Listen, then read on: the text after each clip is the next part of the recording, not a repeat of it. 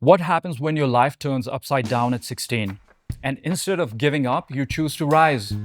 When rejection and layoffs become the fuel for bold reinvention. When one brave decision leads to building a company with crossing obstacles in its DNA. Today's guest didn't just survive the chaos, he used it to create. He built a brand rooted in bold ideas, fearless strategy, and grit forged through real life battles. Ladies and gentlemen, I'm Vikram, and this is Courage Coach. And today we are diving into the courageous journey of the visionary behind Crobstacle, Anmol Gogia. Anmol, thank you so much for being with us. It's a pleasure to have you with us here on Courage Coach. Welcome. Thank you so much, Vikram, for calling me here. First of all, I'm super excited for this episode, and the kind of conversations we had in the preliminary phase, they were actually amazing. So I think this is going to be a good one for the audience. Absolutely. I believe that, when I sat with you at the cafe and I listened to your story, time just flew by. I was so engrossed by your story. And at such a young age, I think so. I told you this. What you told me is the story that 40 plus years people tell. And you have experienced so much in just a short life. And not only just experienced, but done something valuable, which is of value that you can now impart, And that is really, really wonderful that you are not only keeping it to yourself, but you're ready to impart it to others as well. So I'm sure it's going to be of value to everybody who's watching right now. That's the whole goal actually today. Exactly. And that's what I've been doing. And even at my business also, I do the same. Lead by example. Exactly. So tell me, when you were a teenager, let's go back. Let's start from the beginning. Yeah. When you were a teenager, tell me about Anmol, that teenager. Yeah. Very interesting question. So when I was a teenager, I was in school. Everybody is in school that time. So my time during school in terms of academics was not that good. I was not someone who was into books, but I was someone who was very much into the practicality of things.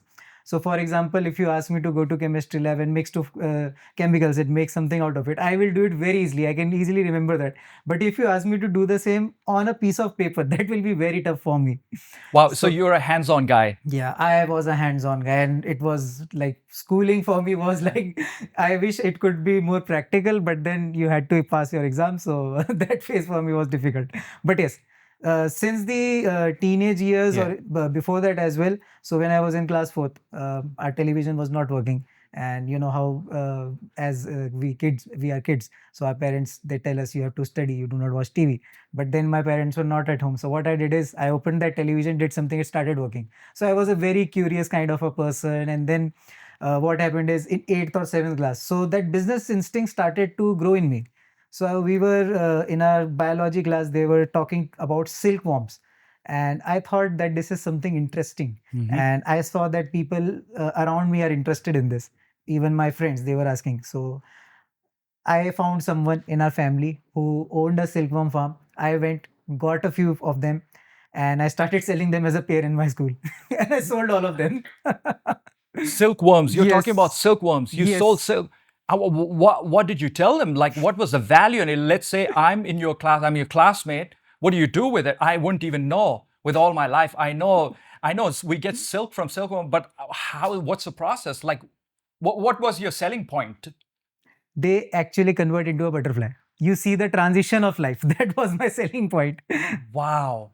at that time. Because as kids, when we see something new like this, you have a insect that eats leaves, and then it starts to put out that make that cocoon. Yes, and then it breaks out that cocoon and flies. Metamorphosis. Yes. The process is called metamorphosis. There's a writer, a European writer, Franz Kafka.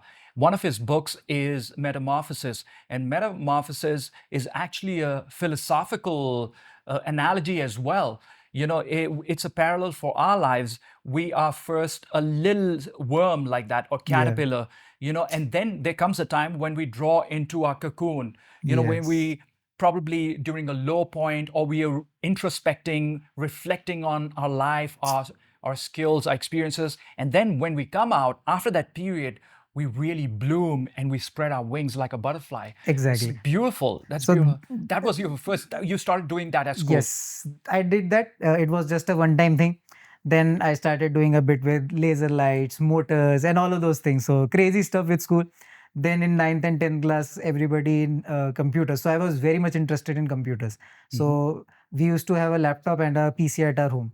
So I was already into gaming, a lot of it. Like I have burned so many of laptops, I cannot even tell you, just because of playing games unlimited of times. And then we also had a PC. So that's where I got this taste of coding somehow. So of course in school they teach us C++ and Java, but I learned that easily and it was not of something my interest. I wanted to develop something, build something of my own. So that's where I started learning Linux. I thought, why not become a hacker? Let's do something. Let's do something extraordinary. So I learned that, didn't do something extraordinary with it, but I learned that in that ninth and 10th class. Then in ninth and 10th class, I had science. I had science with maths. So for me, that journey was difficult again because I'm a very practical guy. Physics was of my interest. You tell me anything, I can still talk about it. But then in terms of the examination, very difficult phase. My mother, she used to sign all the undertakings. I remember that phase, like most of them. Let's talk about, since you're talking about your parents and your family during that time, there was a, when you were in class 11, Yes. when something happened, talk about that. Something happened in the family. Yeah, I was coming to that only. So that's Okay, go where ahead. I also Yeah. became that cocoon and started Yeah. flying out of like Talk a a little butterfly. more in depth about that phase. Yes, yes. So coming to that, so it started with, so actually it started not with family, but I have gone through a breakup, Oh, heartbreak okay. in 2016. And then actually, if you see, that's where you do two things. Either you destroy or you become something extraordinary. So that was my perspective at that time, that I have to do something. Right. And at that time, I was somewhere around 92 to 95 kgs, like a small and fat kid. Oh, okay. You had gained, were you always a little heavy or? Yes, since Okay. like fifth class, fifth or sixth, not too much into sports, but more of into like these kind of things, learning Kali Linux, sitting in front of a computer, researching things. That kind of person I was. So when I started, so with this, I started working out. I started transforming my mindset. So it started with watching motivational videos on YouTube. So I used to watch them every day, throughout the day, and motivating myself to get better with my physique. I started going to the gym.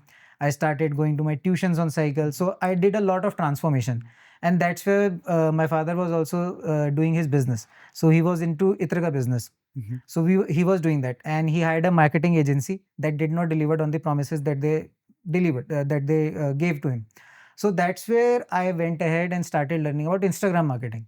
So it opened new gates for me, because now Instagram was not for me, not as a platform where I just post, but as a platform where I can connect with audiences, where I can do actual business. Go a little, I think so. Let's slow down and help the audience understand.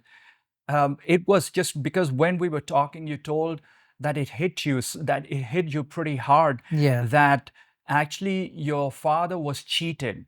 He invested. Let's not talk about how much, but he invested a certain amount of money. Yes. And he did not get the result from this Correct. company, what he wanted to do, and he had a big loss. Yes. So yes, that is totally true. Big loss, big promises, time also Yeah. wasted. Main thing was time also wasted. Like when you as an organization commit to someone that I'm going to deliver this, so you just deliver that. But you stop picking up phones, you do not deliver on time, and when you deliver, it is not actually of the current times. So when that product they did not deliver, so that's where I started. That is what hit me. That now what do I do? How can I, how or what I can do to help? So that's where I started finding people on LinkedIn first, actually. If like you have asked me to go into depth. So I started finding people on LinkedIn, trying to talk to them what I can actually do in the current world to promote this. And that's where that thing, going back to the sales and marketing background, came back. And I started learning more about it. Though in class 11th, I had accounts plus mathematics, but I already started in developing the taste for business, because in commerce you get to read about business, you do all of these things. So that's where I thought, why not I go out and start reading about marketing, because this is something of my interest. And my father coming from similar background, so he has worked as a marketing officer. He has done a lot in marketing. So I thought, like, let's see. Let's see what happens. Let's see what marketing is. And in 2016, if you remember, Instagram was not the app that we see today. No. It was a very different kind of was very logo, very yeah. different kind of user interface. Yeah. Blue, I still remember. Yeah. And DMs were, but that time one thing was very good with the platform. Yeah. When you reached out to people, they actually responded. It was not a bot. Yeah. Whereas if you go out today, you try to meet people, you try to talk to them on Instagram or LinkedIn, they will first see you as a salesperson. Yeah. Secondly, either a bot will reply or their AI or their team. So it is very difficult. So that time I started learning about Instagram marketing. I started reaching out to people from the guidance that I was getting from LinkedIn, other people, or YouTube videos. I already started developing the taste for YouTube videos as well. So I started consuming that type of content So related let's to say, marketing. help me understand. You were going to LinkedIn. How do you reach out? Did you just create an account and put out a post? Hey, I want to learn about this. Or how did you get in touch with people? So I didn't make any post. I just created an account, updated my profile as a school student, and I just started to do outreach, cold outreach. How do you do that? DMs or direct messages to people? Yes, direct messages to people. And I found I think I saw a YouTube video that time. They also gave me a pitch. So, hi, my name is Anmol Gogia, as I am currently young and aspiring to become someone like you in the industry. I want to reach out to you and take a perspective of things from you so that I can build my career upon it. Right now I'm in school. So something like pitch I made. Wow. And I started reaching out to people. That's and amazing. People were ready to help. I was surprised. Because Because when most of the kids are out playing games or thinking about girls and different things, you were wanting to build your life. Yes. I mean, that is inspiring. If a kid comes to me and says, hey, I want to learn about this from school years, of course, I want to help him because I see there's also one thing I feel is people will be more ready to help you when they don't see you as a threat. Yes. Because I have had people who have given me so many contacts. I know this person in the industry there, but they see you as a threat. Hey, this guy is talented. Oh, we don't want him. And also they'll meet you, but then they won't meet you. So they didn't see you. They just saw a young person at school, curious, wants to learn, wants to grow, and they were ready to help you. Exactly. And I was so surprised. Trust me. Seeing the YouTube videos, I was under an impression, so I will reach out to 100 people, 10 people will reply me. But being a young kid, I got at least 90 plus responses. Wow, that's a win rate, 90%. Wow. Yes, that was surprising. That's really surprising. And if I do the same today, I know that people won't talk to me like that because now I'm doing something. So people see that, okay, he might be taking my information, doing something. So that happens. So you said your dad was also in marketing at some point, right? And so you had this thing in you. You also loved marketing. Yes. So tell me, you started learning from LinkedIn, Instagram, and you started learning. Where did that lead you to? So before that, one thing, when I talked at my home that I want to go into marketing, so everybody was like, marketing is not a good field. Oh, really? Even though your dad was from marketing? He said, okay. He was the one who told me that marketing is not a good field. Oh, okay. Yeah, but that time, so as I told you, my background was with computers. So I was always looking for, and that time this digital marketing thing started coming up. Right. So when I started reading about it, so I realized that marketing is not what is being taught to us in schools. It is not you go out, you just put a hoarding, or you go out, you start giving those pamphlets at the home. Rather, it has now started being transformed and coming to digital platforms. So at that time, I got exposed to this concept of digital ads, SEO, social media marketing, content marketing, email marketing. So I realized that everything around us is marketing. Can you, before we go further into marketing, can you define in your own words, what is marketing? So for me, marketing is a platform to sell, as simple as that. A platform to sell? Yes. Okay. Talk to consumers. Whenever I take interview at my company as well, so I ask everyone 3 questions. For you, what is sales? For you, what is a market? For you, what is marketing? As simple as that. So, and marketing is a platform to sell. Yes. Marketing, so market is a place where buyer and sellers meet. Sales is the one who is the loudest. And marketing is creating that platform to sell. Simple. As simple as that. I just expect this answer. If I go as per the books, there are hundreds of definitions. Okay. But if you see in practical life, this is how I see it. Creating that platform to sell. Simple. As simple as that. Nothing else. Nothing complicated. So This concept, of course, I developed it over the years. Mhm. So starting with Philip Kotler. So I started reading about him. What are the principles of marketing? Who is that? Who did you name? Philip Kotler, he is known as the father of marketing. Philip what? Kotler. Otler. Philip Otler. Where's he Yes. from? I think he's from Europe. He's European. Yes. It sounds Otler sounds European name. Yes, he's from Europe. So you started studying Philip Yes. Otler. He is known as the father of marketing, and the Okay. principles that he set are Yeah. still being used today. Wow. So I started reading 4 P's of marketing: product, price, place, promotion. Yeah. And then I was fascinated. Okay, so that's how things works. Mm. And then I started seeing those principles in the digital world itself, like how they are being implemented, what businesses are doing. And I was fascinated that this is a business.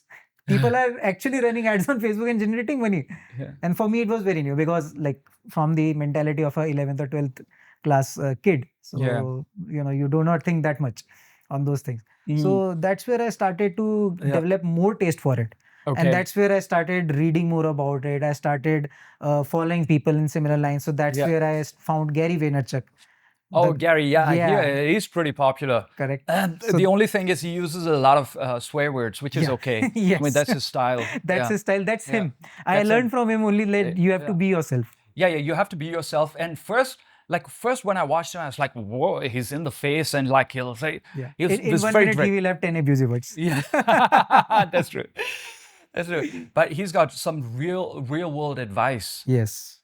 And that's where I started following these guys: Gary Yeah. Vaynerchuk, Mhm. Patrick Bet-David. Yeah, Patrick Bet-David. Yeah. Mhm. And then this guy, Grant Cardone. Yeah, So- Grant Cardone. Yes. Yeah. And from Indian context also, I found some people, Ankur Wariko. Okay. So all of these people, I started finding them. I started consuming Okay. their content. Oh, okay. And it started to develop my mindset Mm. in so many ways that I didn't even realize till now. Oh, wow. Like recently, I got to know that, okay, I learned this at that time, and now I have already implemented it. And now when I'm revising it, so I'm getting to know, okay, that time I saw this video, so I implemented what I learned in that. And I started writing notes. So that Okay. was one thing that I got. Somebody told me on LinkedIn that whatever you are learning, just start writing notes. for it. Writing down. So when you were following all these names that you took, Otler, Philip Otler, Gary Vaynerchuk, Grant Cardone, and all these guys, what was the source or medium of education? Were you going online and watching social media clips or videos, or were you reading their books as well? What were the Yes. different medium that you were consuming? Very good question. So I started with consuming their social media, and when I started following this guy Patrick Bet-David, I realized that reading books is very important. You Mm. get someone's experience in just some pages. Okay, so you started reading books. I started reading book. My first book was very interesting. Yeah. How to Influence People and Win at Friends. I think this is by Dale Dale Carnegie? Yes, Yeah, yes, Dale yes. Carnegie. Oh, that's a classic. Correct. That he wrote in the 1930s, I guess. And 30s, still 40s. it is Still, applicable. yeah. Very good Very book. applicable. And tells a lot about human behavior, Yes. interpersonal skills, and all of that. Yeah, that's. And when I read that book, so it was very interesting. Then I Yeah. started reading biographies, Elon Musk, Steve Elon. Jobs. So I started doing all of those things. But Okay, then board biography. examinations came in. Okay. Mhm. So I left all of these things for Yeah. a few months Yeah. because then you have, how Yeah. much pressure you are in. And then after my Mhm. examinations happened, then I got back to this schedule. Then again. you got back. Yeah. So you finish your school, and what's the step? What do you decide? A lot of confusion. Oh yeah, I bet. lot I of- bet. That's what happens. A lot of confusion, and especially now because there are not so many. There are more options. In our time, there were very few options. So Yes. what we would do is, where most of our friends going? Okay, they're going to this university or college, and you would go, and then your parents would say, either we cannot afford it, or we don't want to send you there. You stay here. Yes. All those things, you know. So similar kind of story. Yeah. So my friends, so the group that I had in school, Yeah. so only 2 to 3 people went to the college that I went to. Rest, Okay. everybody had their own different path. Uh-huh. So that's what happened. And Yeah. I was confused, like, because my interest is in computers, but then I take accounts, and with accountancy, I had mathematics. So I had options like BCom, BBA, and all of this. And at that time, I was under the impression like to do something in digital marketing, but there was no college degree at that time because in 2017, nobody was talking about it. So again, that's where I thought, why not? Let's go into BCom honors. We will see. So how soon did you have a gap? Like you passed your class 12, and Yeah. how soon did you start immediately or BCom? No, I think for Yeah. 1 or 2 months I did Yeah. just worked out, Yeah, nothing yeah. much, Mhm. developed my mindset with these True. kind of videos. But then it was always something inside of me to do something or the other. So that's where I took guidance from my parents, talked to people on LinkedIn about my interests. So most of them were from outside. Nobody was from Dehradun. At that time, Dehradun, even still today, if you see, people see it as a retirement city. So everybody was saying, "We live in a retirement city. What you are going to do?" And all of those things were happening. But I told them that it is an education hub. I can at least complete my education and then come out of it. Exactly. So I just went to with BCom honors. I went to Graphic Era. Okay. I talked there. I thought that okay, yeah, let us do this. So they gave me two options: BCom, BBA. I saw the curriculum. I thought BCom is good. So that's what I did. I took the decision, went for BCom honors. College started in August, I think, Mhm. August of 2017. Mhm. And that's where for the first 6 months I was like for any other kid in college. Okay. I forgot about goals. I forgot about everything. Okay. It was back of my head, but Yeah. then seeing new life, new kind of people, you are making new friends, What and distracted you? everything. Everything in college was distraction. Friends, girls, everything. For the first 6 months, it was like this.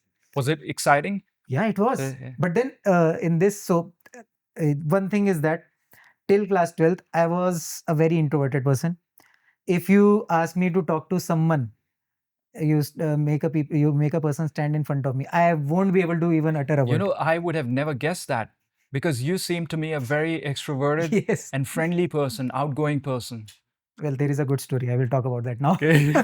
So when I came to college, so of course, being an introverted person, day one I'm sitting with my old friends, and there are 180 new people, and you have to give your introduction in front of 180 people.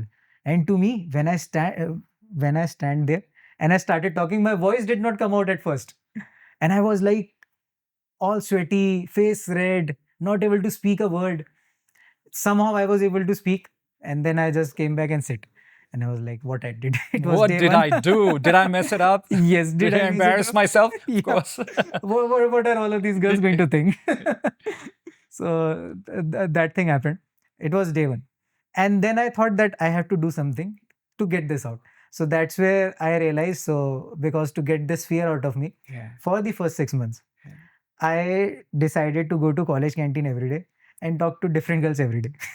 Trying to approach them just Why girls? Why not boys? because with talking to boys is easy. Okay. Talking to You other, wanted something more challenging. yes, Yeah. exactly. Yeah. And this thought, I don't know from where it came from, but I think one of my friends, we were in our college canteen, and he challenged me. Okay. So he said, and you know how kids are, how we as kids are. So he asked me, "Hey, can you go and talk to her?" I said, "No." And then he said something that hurted me. I said, "Okay, let me go and talk to her and get her number as well." Mm. So I just went there, talked to her, got her number, and gave it to him. Now tell me. What was your opening line? Do you remember? Yeah. What was Again, full sweaty, red. I just went there, say, "Hey, hi, how are you?" And she was like, "Who?" I am Anmol. I just recently joined college I am in BCom honors. I saw you here sitting alone, so thought to come and talk to you. And she's like, eh? Even I'm new to this college. And then I just started with small talks and somehow was able to get her number. I told her that, yeah, let us be friends. It's a new college and something like this. And yeah, it just happened. It's one of the easiest icebreakers, you know. Yes. There's a book called How to Talk to Anyone. I haven't read it, but probably it talks about different ways to start a conversation as well. And I think the easiest way to start is hi, Yes. and just introduce exactly what you did. It Correct. requires confidence, of course, and comes with practice. And I think so you did the right move. Yeah. So what did it how did it improve your self-confidence after that? After that, Yeah. every day I did the same thing, Oh. talking to new people. Hmm. Now the goal was not just talking to girls, but anyone. Anybody. Talking to teachers, talking to vice principals. Whenever I see them, I just wanted to hit a conversation. So that was my goal for the next 6 months. I did that. Nothing like going outside on road, seeing someone. Oh, this is interesting. Started a conversation. And nobody found it odd or anything when you were. Many times, even people just went away. I was speaking and they just They just went off. Yeah, they just went And you were off. like, okay, I did something yeah, wrong. yeah. And I did messed you up. did you start analyzing yourself? Yes, And that's where I yeah. started even reading more about it. Okay. how to improve my confidence, how to Yeah. talk to people. And so for me, it became a game because it was challenging me every day. Hmm. And every day I Very went to interesting. college with the mindset that I have to do nothing, just talk to someone new. Beautiful. Wow. And tell me, what did you glean or what did you learn from these experiments? Like after, let's say, a couple of months, what did you learn? So first thing was knowing more about me, that I am not introverted. I can become an extroverted person and I can do sales. One thing I realized, because for me, sales was a word that was not good, seen in good terms, because how as a kid you see a salesperson is the guy comes to your home, starts to sell, and then puts the thing down your throat, and you just pay the money for it. But I realized early on when I was talking to people on LinkedIn, so they told me one thing, that Anmol, you start learning sales. It is something that will help you throughout life. You won't ever die hungry. So I was like, sales is not good. I am more of a marketing guy. And they told me that you should do it. And that's where I found a mentor as well. Okay, who was it? So he's a family. He's part of a family, but I realized it very later on. Oh, okay. Yeah. So I found him on LinkedIn. I reached out to him. Our last name matched. I told my family later on that I have connected with him. So I connected with him and I started a conversation with him. So he told me this thing, that you need to learn sales. Sales is everywhere. You want to go for a job. Yeah. What you are actually doing there is selling yourself, because Right, you don't right. have any experience initially. You are going as a fresher. They will buy into you only on the basis of the personality that you're selling. So I realized this thing. So that was the aim. So for the first 6 months, the another reason was to do this is to get back to my father's business and start helping out him out again. So I did one more thing. So after realizing what I have done for the 6 months, I said, okay, I have worked on myself, but I have wasted most of the time, not able to do anything for the business or anything that will take me ahead in terms of the career.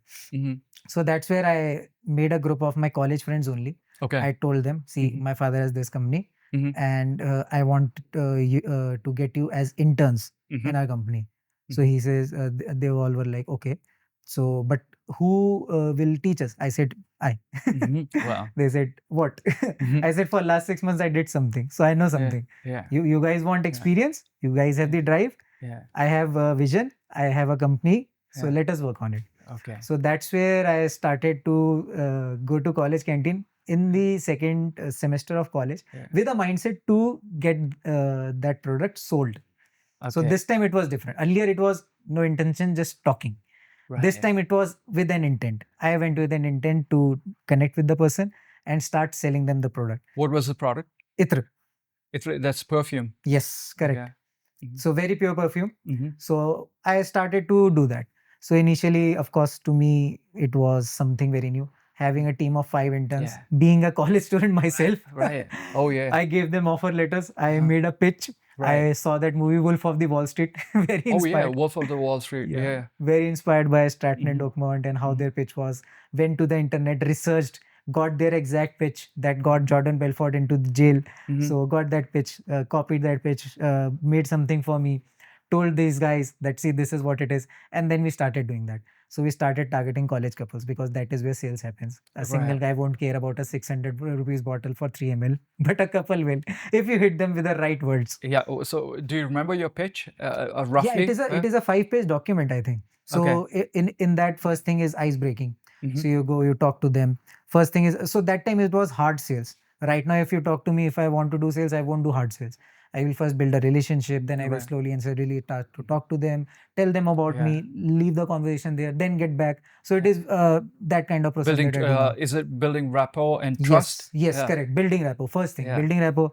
Then after building rapport, you start to tell them about the products. Then after telling them about the products, you told them the benefits. After you tell them the benefits, then you leave the conversation with asking them if they are interested. If they say yes, then you talk to them about the pricing. If they say no, then you just put them in the follow-up sheet and then try to follow up. So it was a very simple process that I got using the straight line method of Jordan Belfort again. So I got his course from somewhere. At that time, I will say, people used to say me, I am very naughty kid. So I went and got that course from somewhere for free. Oh, wow. Somebody gave me in $50 some 1,000 odd courses. I found him on Telegram or Instagram. I don't remember exactly the source, what was the source, but I found those courses. And that there was these 1,000 courses. Jordan Belfort courses was there, Grant Cardone courses was there, Patrick Badger. So I downloaded a few of the courses that were relevant to me and I read them. And that's where I started to build that thing again. And this you did while you were still at university. Yeah, second Second semester. year. Second semester. Not the year. Yeah, so first year of your Yes. college. In first year, I started doing the first 6 months. I spent most of my time with girls, as I told you, Yeah. and then second year I started doing this because I Wonderful. realized I have to, my vision is bigger. I need to do something big in life. So that Right. drive was there from that 2016 Yeah. incident. Yeah. So I did this, and Yeah. then after 3 months of doing this, I realized I need to do something different. This is not working out for me. So Okay. I did some self-reflection because sales were not happening. It was very slow. The speed was very slow, and the interns also, I was not able to manage them because So they were my colleagues. before you go on with the story, my observation is, since we are talking about courage, you chose to step out of your comfort zone. Yes. So your growth begins at the end of your comfort zone. Yes. You chose to act and get uncomfortable Yes. to grow. Yes. Exactly. And Correct. that required not only a mind shift, but courage as well. Right? And most importantly, the physical shift that I made from Physical. 92 kgs to 78 kgs. Okay, so when did that start happening that you lost weight? Also in college, at the end of your school year? In school, I In school. started Okay. working out in 2016. Yeah. And then in 2019, I had my best physique. Okay. Yeah. And you finished school in 2017? Yes. 2017. And by 2019, you had your best physique. I was So- at 75, 74 kgs, very less. So body. this is coming back to that analogy that you when you were selling silkworms in your Yes. class, and you saw the transformation. You were going through your own transformation. Yes. Yeah, I became one. physically as well as mentally. You becoming stronger. Yes. So, And with yeah. that also, especially with my Yeah. mindset. Mhm. So that the YouTube videos that I was Yeah. watching, so they were from The Rock. So if you know about the story of how The Rock has built his career and his life. Dwayne Johnson. Yes, Yeah. Dwayne Johnson. Mhm. So I was watching those videos every day. Yeah. Okay. And even if in these movements I got demotivated or Yeah. like seeing, okay, colleagues around me, they are Right. enjoying their life, I have to do this. So I used to watch these videos and get myself back up very easily. What's his story? If you can tell me in short. So Dwayne Johnson, he was a wrestler, Mhm. transformed into a movie guy. Yeah. And during that transition from a wrestler to that Mhm. movie guy, so he was in Bahamas, where he had, I think, $10 or $15 left in his pocket, and they were thrown out of their house. In short, and Mhm. that's where he started transforming. So And what this he was used to do. already when he was famous. No. Mhm. This was not when he was famous. This, if you see, his father was also a wrestler. Okay. Yeah. Okay. Mhm. He was very famous, but Mhm. then things happened with his father and his Oh. family, and they were thrown out in Bahamas. And Okay. that's where he started to build himself up. And he became a Yeah, wrestler. he went became a into wrestling. wrestler, famous wrestler, then a movie star, and Yeah. where you see him today. So I was very Yeah. driven by all of these guys. I thought Yeah. that when they can, why I cannot? Exactly. So But it in began. that one thing I forgot was my health. Go ahead. Health. Yeah. Yeah. So anybody watching, they can have the courage by making the mind shift. Yes. Like for example, you thought all this while you thought you were an introvert guy, shy, not being able to talk to anybody. But one day you decide, and I'm going to talk to one person, one new person, and you started doing that. Yeah. And then you started approaching the girls in the canteen, started talking to them. Couple of weeks, months later, you started talking to other people out on the street. And then the next step was you said, okay, let's take it up a notch and start selling stuff with Yes. all that I've learned. Yes. Wow, what an amazing progress. So how does the story go on from there? Yeah. So after that, sales were not happening. Yeah. And I was like, okay, YouTube motivation works for some time. Yeah. But now I thought that I am doing something else. So I reached out to my mentor again. Okay. And he told me that you have to now go out from your cocoon and fly. And I said, what does that mean? Yeah. He said, why not you go and work with other people who actually know what they are doing? I said, okay. So he suggested me to start doing internships. You start to become a campus ambassador for these companies, because that's where you will get a lot of exposure. Right. And so at first I was very scared. I said, okay, another challenge. Mhm. Abhi to I thought that I am doing something right, and now another challenge has come up. Yeah. I have to do this. So, but yeah, I thought that it made sense. And then we had a call as well. Yeah. So I was convinced with the idea. I said, Okay. okay, yeah, let's do that. Let me try what exactly happens. Mhm. So at that time, because I had to get my college and I barely completed my first year. Mhm. So I started applying for online internships. Mhm. So my first internship It was basically with a company where I used to work in digital marketing. Mm-hmm. In digital marketing, I used to do a very basic work, and very basic work in that I will say labor work Oh, okay. in digital marketing, because Mm. as an intern, Yeah. as a first timer, that is what you get. Okay. So getting my hands dirty, Mm. so doing those repetitive tedious work every day, but that's where I started to build a base for it. I thought, okay, I did my first internship in digital marketing. I think Where it was was this here? In this Dehradun? was in no, it was a virtual internship. Virtual. Okay. I think the company name was Fluid something. Mhm. They are based out of Gujarat. Mm. So I worked with Yeah. them. Mhm. It's 3 to 6 months internship Mhm. I did with them. Went well. Mhm. Got the LOR as well from them. Yeah. Letter of recommendation. Mhm. And then I thought, okay, Mhm. digital marketing is good. I Mhm. used to think that it is a very fascinating Yeah. industry, but I executed for the 6 months. But these guys did not got something good from me, Mhm. and I was not able to Right. develop that taste. Mhm. So I thought, now let's go into sales. So I went to real estate sales internship. Okay. It was a Mumbai-based company, and that's where hell hell All, was unleashed, because sales. all hell broke Yes. loose. Yeah. All the hell got loose. Mhm. Real estate sales. Mm. Oh, it was so crazy. So before real estate Yeah. sales, they were into like they had multiple businesses. They put me in the HR business. Mhm. So their HR unit, they asked us to reach out to recruiters and sell their software. Mhm. And I started doing that. And being carrying the same mindset that I built in the gym. Mhm. So by this time I was very aggressive with my approach. Mhm. In that aggression, I used to forget my health. I used to forget everything. That if I have a goal, that I just need to go achieve it at any cost. That Mhm. was my mindset. Mm. So I was working out at the gym very aggressively. I was lifting very heavy weights. When I say heavy, I lifted, I still remember 450 kgs on a leg press. Oh, That that's a that lot. heavy Yeah. I went. Yeah. So I was crossing all the limits. It was very aggressive time. Mhm. I used to love that time as well. Yeah. Right now, if you ask me, I cannot do that because it will take a toll on my health. But that time I was doing that. Okay. So with that internship, I unleashed that aggression, Yeah. and I was enjoying every moment of it. Though hell was unleashed, Yeah. I was getting beaten up every day from my managers Yeah. on the call. But yeah, Yeah. I was enjoying it. I And was learning. were that also, A was it a virtual? Yes, a Okay. virtual internship. Yeah. So I still remember, like while going to my college, so I used to walk and go by, or Mhm. used to take an Activa. Mhm. So if I'm walking by, my friends are talking, having fun, and here I'm on calls, trying to convince the clients, trying to Yeah. talk to the manager, and then during my classes, telling and convincing teachers, see, I have an internship, there is a call, I need to go. Give me 15 minutes, I will get back in class, I will learn everything, will complete my notes. All of those kind of things I did. So that's where I learned a lot about sales. Wow. Though, so they gave us a target to get 10 qualified leads every day. Mhm. I was not able to initially get 10 qualified leads, but after 3 months, that started to happen. Wow, And that then they started to shifted me happen. in Yeah. real estate. Okay. So And it what were you? What was your? Are you? What were you selling before they moved you to real estate? their HR software Okay, it was a to software. recruiters. Yes, Okay. it was some HRMS system, human Right. resource management system. Yeah. So I was selling that.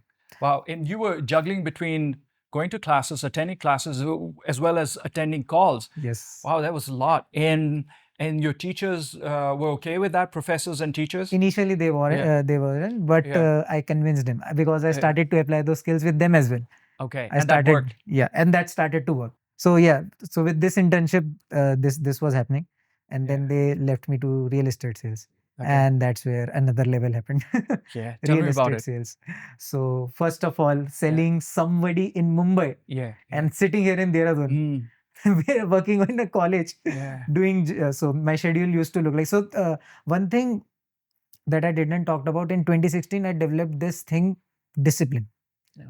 I was very disciplined with my schedule. Mhm. Morning, I have to wake up at 5, go to the gym, come back, take a bath, reach out to classes, and I was taking good diet. Like healthy food, I already started eating because my transformation with body was also happening.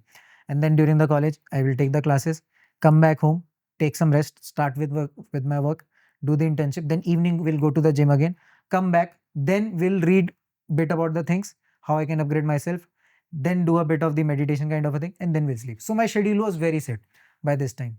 So I was following that strictly at that time. Because one thing that motivated me and still motivates me is, with my current age, I need to be 10 years ahead of my peers. So that is something that I developed at that time. This thought came in from my mentor again. So he told me that, see, so I told him that I want to do something. See, so he told me, if you want to become or do something big, you need to stay ahead. Stay So I ahead. said, tell me the guidance, give me the guidance of how I can get ahead.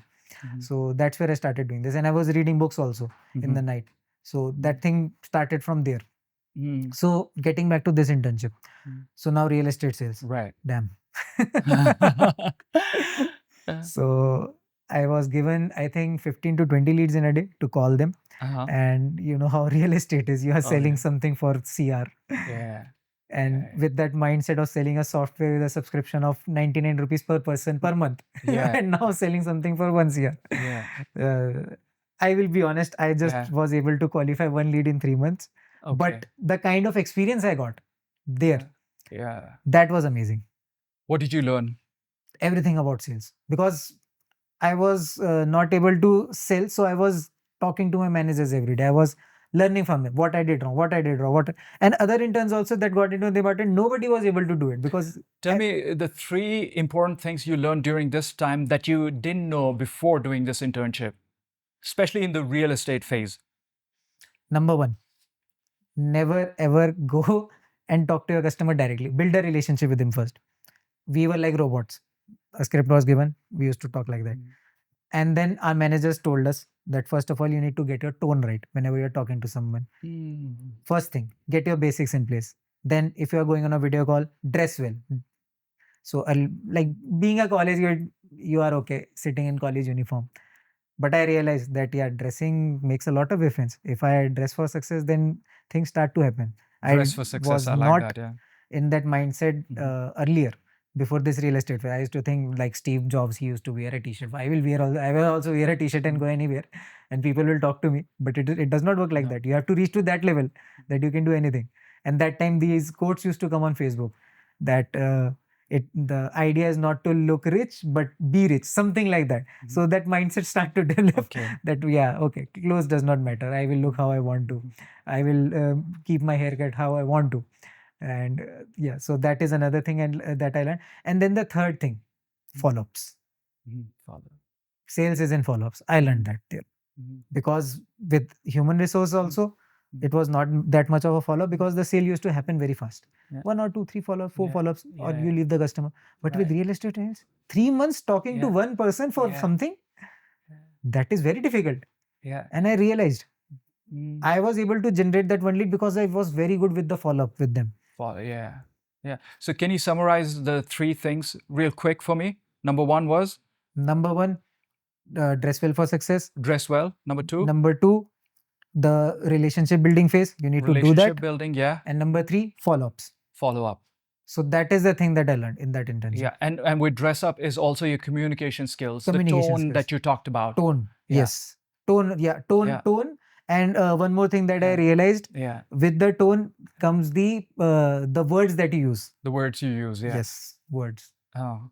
Words is something that I still keep on learning about because the kind of customers we work with at Crobstacle now, so it is very difficult. And every customer is different. So words I am still learning, but that the base was built in that internship for Wonderful. sales. Wow. Yeah. Amazing story, amazing experience. Should we come to the part where you were still in graphic era university and you got an offer from some corporate? Yes. So we will fast forward to it. Yeah. And then I will second internship we have talked about, then third, fourth, fifth. I will just because take a minute. We want to talk about the major events leading up to then we will get to the major events. Yeah. So tell me about the time when you got this offer from probably it was a multinational company. Yes. So a corporation. So before that, after the second internship, I did 3 more internships. Okay. Then I completed my second year, and by that time, we in our universities get the chance to take an NOC, no objection certificate, and we can go out. So I went to Delhi. I told my college that I have to go to Delhi. They used to give NOC for 1 month. I somehow convinced them for 2 months. I went there. There is a company known as Templatolio Technologies. I worked with them. That's where I did the actual digital marketing internship to learn everything about digital marketing. Because during those last 3 internships, I developed the taste back for it. So sales I knew from that real estate thing, under pressure, all of those things. And then this Templatolio place. So I made one mindset every day. Morning, go to the gym. 4 a.m. Come back, have good breakfast. By 8:30 you leave, because my office was 22 kilometers away, Wow. and I used to travel on a scooty Whoa. in Yeah. Delhi heat. Oh man. So then travel there.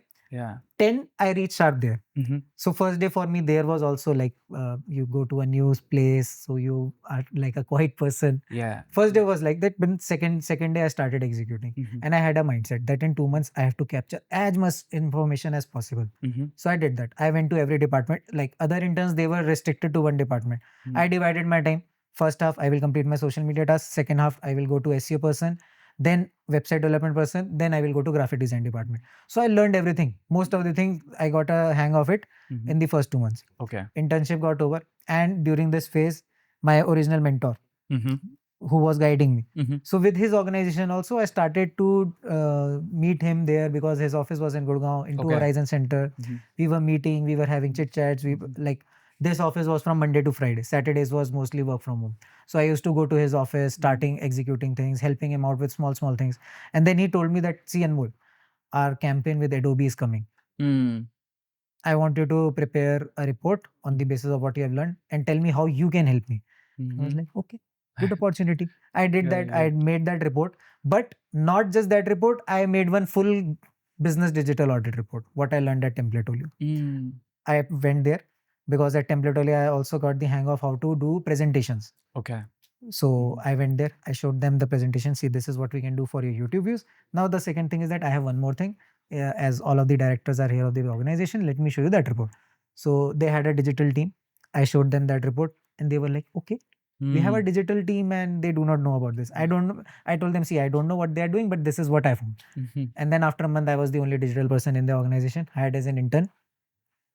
So that's where it began. Mm-hmm. And then we were executing. I was in Delhi.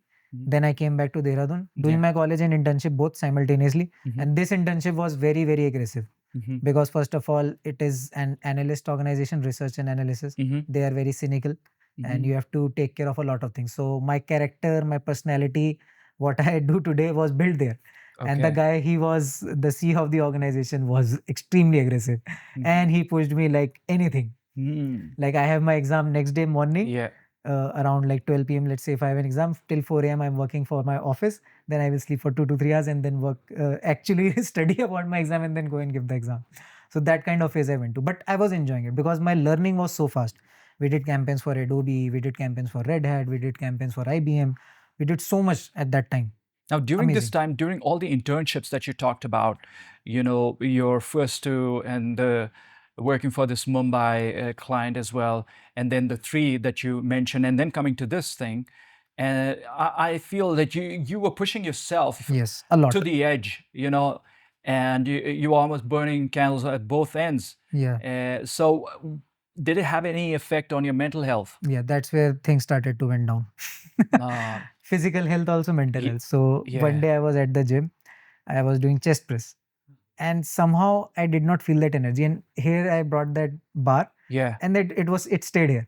It stayed there on your Energy chest. was lost because here the cervical pain started at that time. So Oh. I thought, okay, why this happened? I asked my trainer. So I told him that, see, I don't feel energy. Here something is wrong. So he told me that you should go and check with the doctor. And when we checked, so it was cervical pain. Cervical pain. What Yeah. happened? How bad was it? It was very bad, and it still is sometimes. And what So did that's where it what did started. you recommend? He recommended stop going to the gym and start doing running. Okay. But yeah, my will was to do gym. So I did light weights. I took some break from the gym. That impacted my physique, of course. But yeah, I Did thought it that.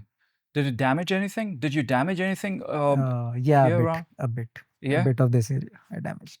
What happened? So lifting heavy weights, not sleeping on time, being very aggressive for the last 4 5 years. Of course, I was young, recovery happening fast, metabolism is fast, Yeah. everything was happening fast. Right. But then somewhere or the other, that sleep debt.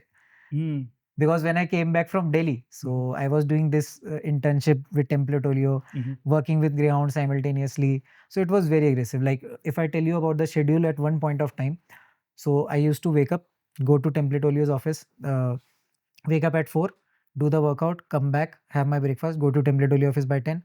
7 p.m. I left from there.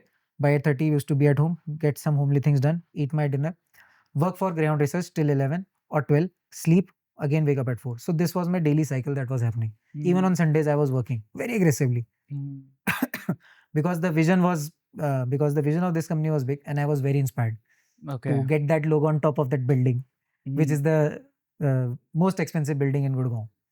So that vision drove me crazily.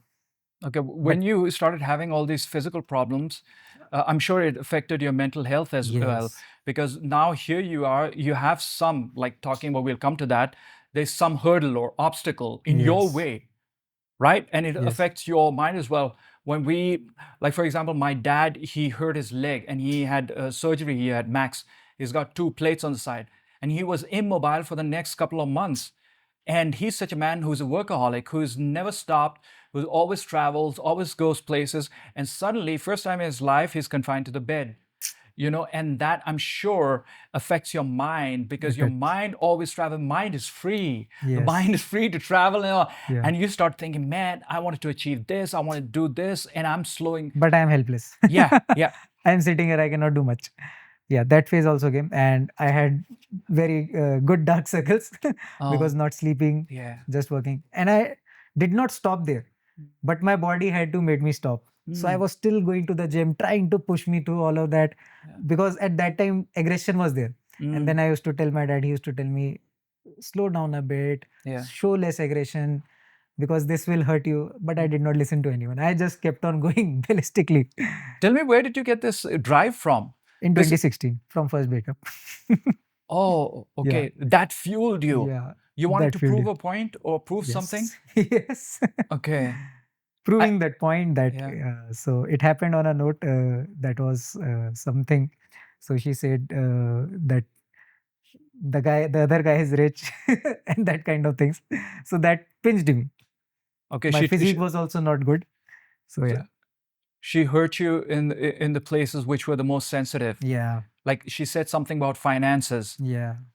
The other guy was better off, Yeah. and that hurt you. Yeah. A That lot. hurted me. That Yeah. okay.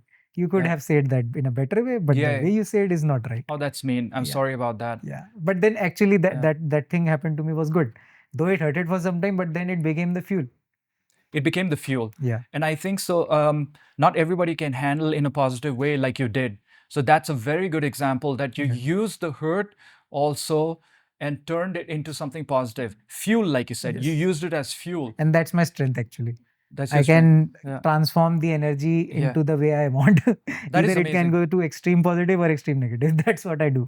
That is amazing. That's a Yes. very good quality that you have, that you can convert the negative into positive and Yes. use it As a fuel to drive me. to drive you for growth, production, and construction. Yes. It's just a mindset shift. It Yeah. takes a few days of thinking. Yeah. But once I make up my mind, then nothing can stop until unless I achieve it.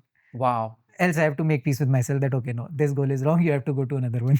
Do you tell me, when you were doing all these things and all, were there days where you felt low? Yes. Many days, most of the days. Yeah.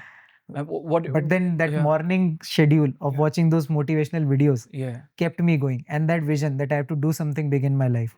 So coming back to Greyhound Research, Mhm. so I was working there. I was doing this internship, managing my college, doing the internship simultaneously. And in December, our college campus placement started to happen. So I told our teachers that, see, you are going to give me a BPO placement. I do not want that. No matter it is IBM, no matter what company it is. I want to do something that I love Mhm. rather than regret something when I am 40, going to the mirror and seeing myself that I went to the wrong field. I didn't do what I wanted to do. Yeah. I told them that, see, I'm young, I will make mistakes right now, but I will get through it. Mhm. So my teachers were like that, okay, yeah, you have done internships, you have a background, so let it be. But we want you to get back to us with some offer from outside, even if you're doing. So I said, okay, I will do that. You leave that up to me. So that's where some, I don't know, God listened to me. Mhm. So when we executed the campaigns, we did good work. Samsung first came to me. They wanted me to apply. Someone from Samsung's HR team reached out to me on LinkedIn, Mhm. and they wanted me to apply for their ads role. And okay, that was one thing good happened. Mhm. I almost scheduled the interview. Then during the same phase, KPMG also reached me Mhm. for similar kind of position. Okay. And I took those screenshot, sent to my mentor, told him that, see, this is Mhm. what I've got. But the thing is that I've been working with you. You have been guiding me for so long time Mhm. that I want to work with you. But tell me how we can. So he said, okay, let me think over it and get back to you. So he thought for 2-3 days. He booked my flight tickets, called me to Delhi, and during the same time, my second breakup happened. Oh. Yeah, but that's where another fuel. So now I had another reason to push myself back. Now, what was the reason this time? Time. Time. You didn't have time. She Yeah. wanted time and you were too Yeah. busy. You're too busy. Too Mhm. busy with building my career. Mhm. Nobody will in college will understand Yeah. that. Which one hurt more? The first breakup or second breakup? First, of course. Second one, you're a bit mature. So, Yeah. Yeah. So he called you to Delhi yeah, and you he went called there? me to Delhi. Mhm. So it happened on 31st night, Mhm. and on 7th I was in Delhi. Mhm. So that's where I went. We met, we talked. He gave me the offer letter for 4.5 lakhs fixed and plus variable. This And was I your hap- mentor. Yes, Mhm. and I happily signed that Mhm. in one go. I told him, yeah, this is good.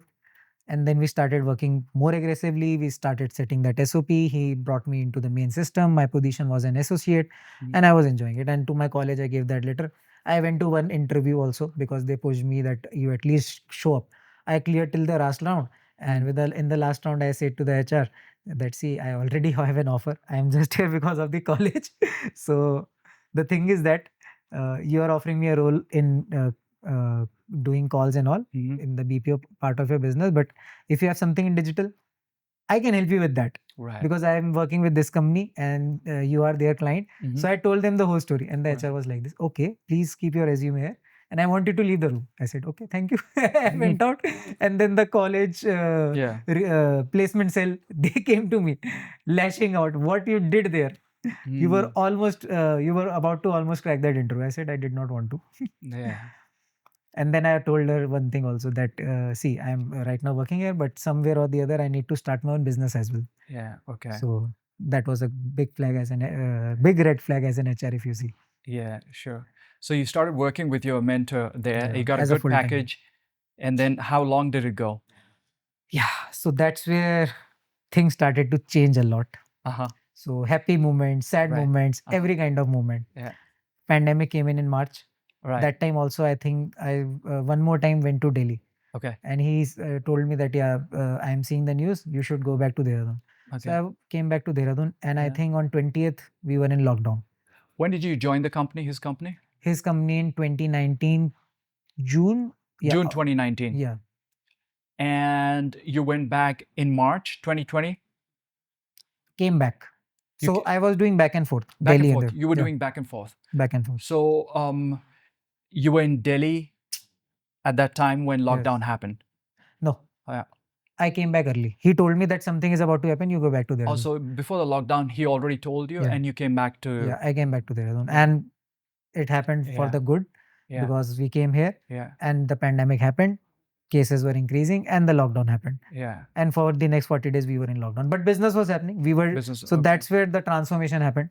Right. We were doing everything virtually, what we used to do, and that time Geo also started getting investments. Mhm. So we created a report at that time. Right. That became a hit. Even with the Geo's board of directors, they read that report and commented on Twitter. Wow. So we created that report, working day in and day out on Right. that Mhm. for the next 10, 15, 20 days. Mhm.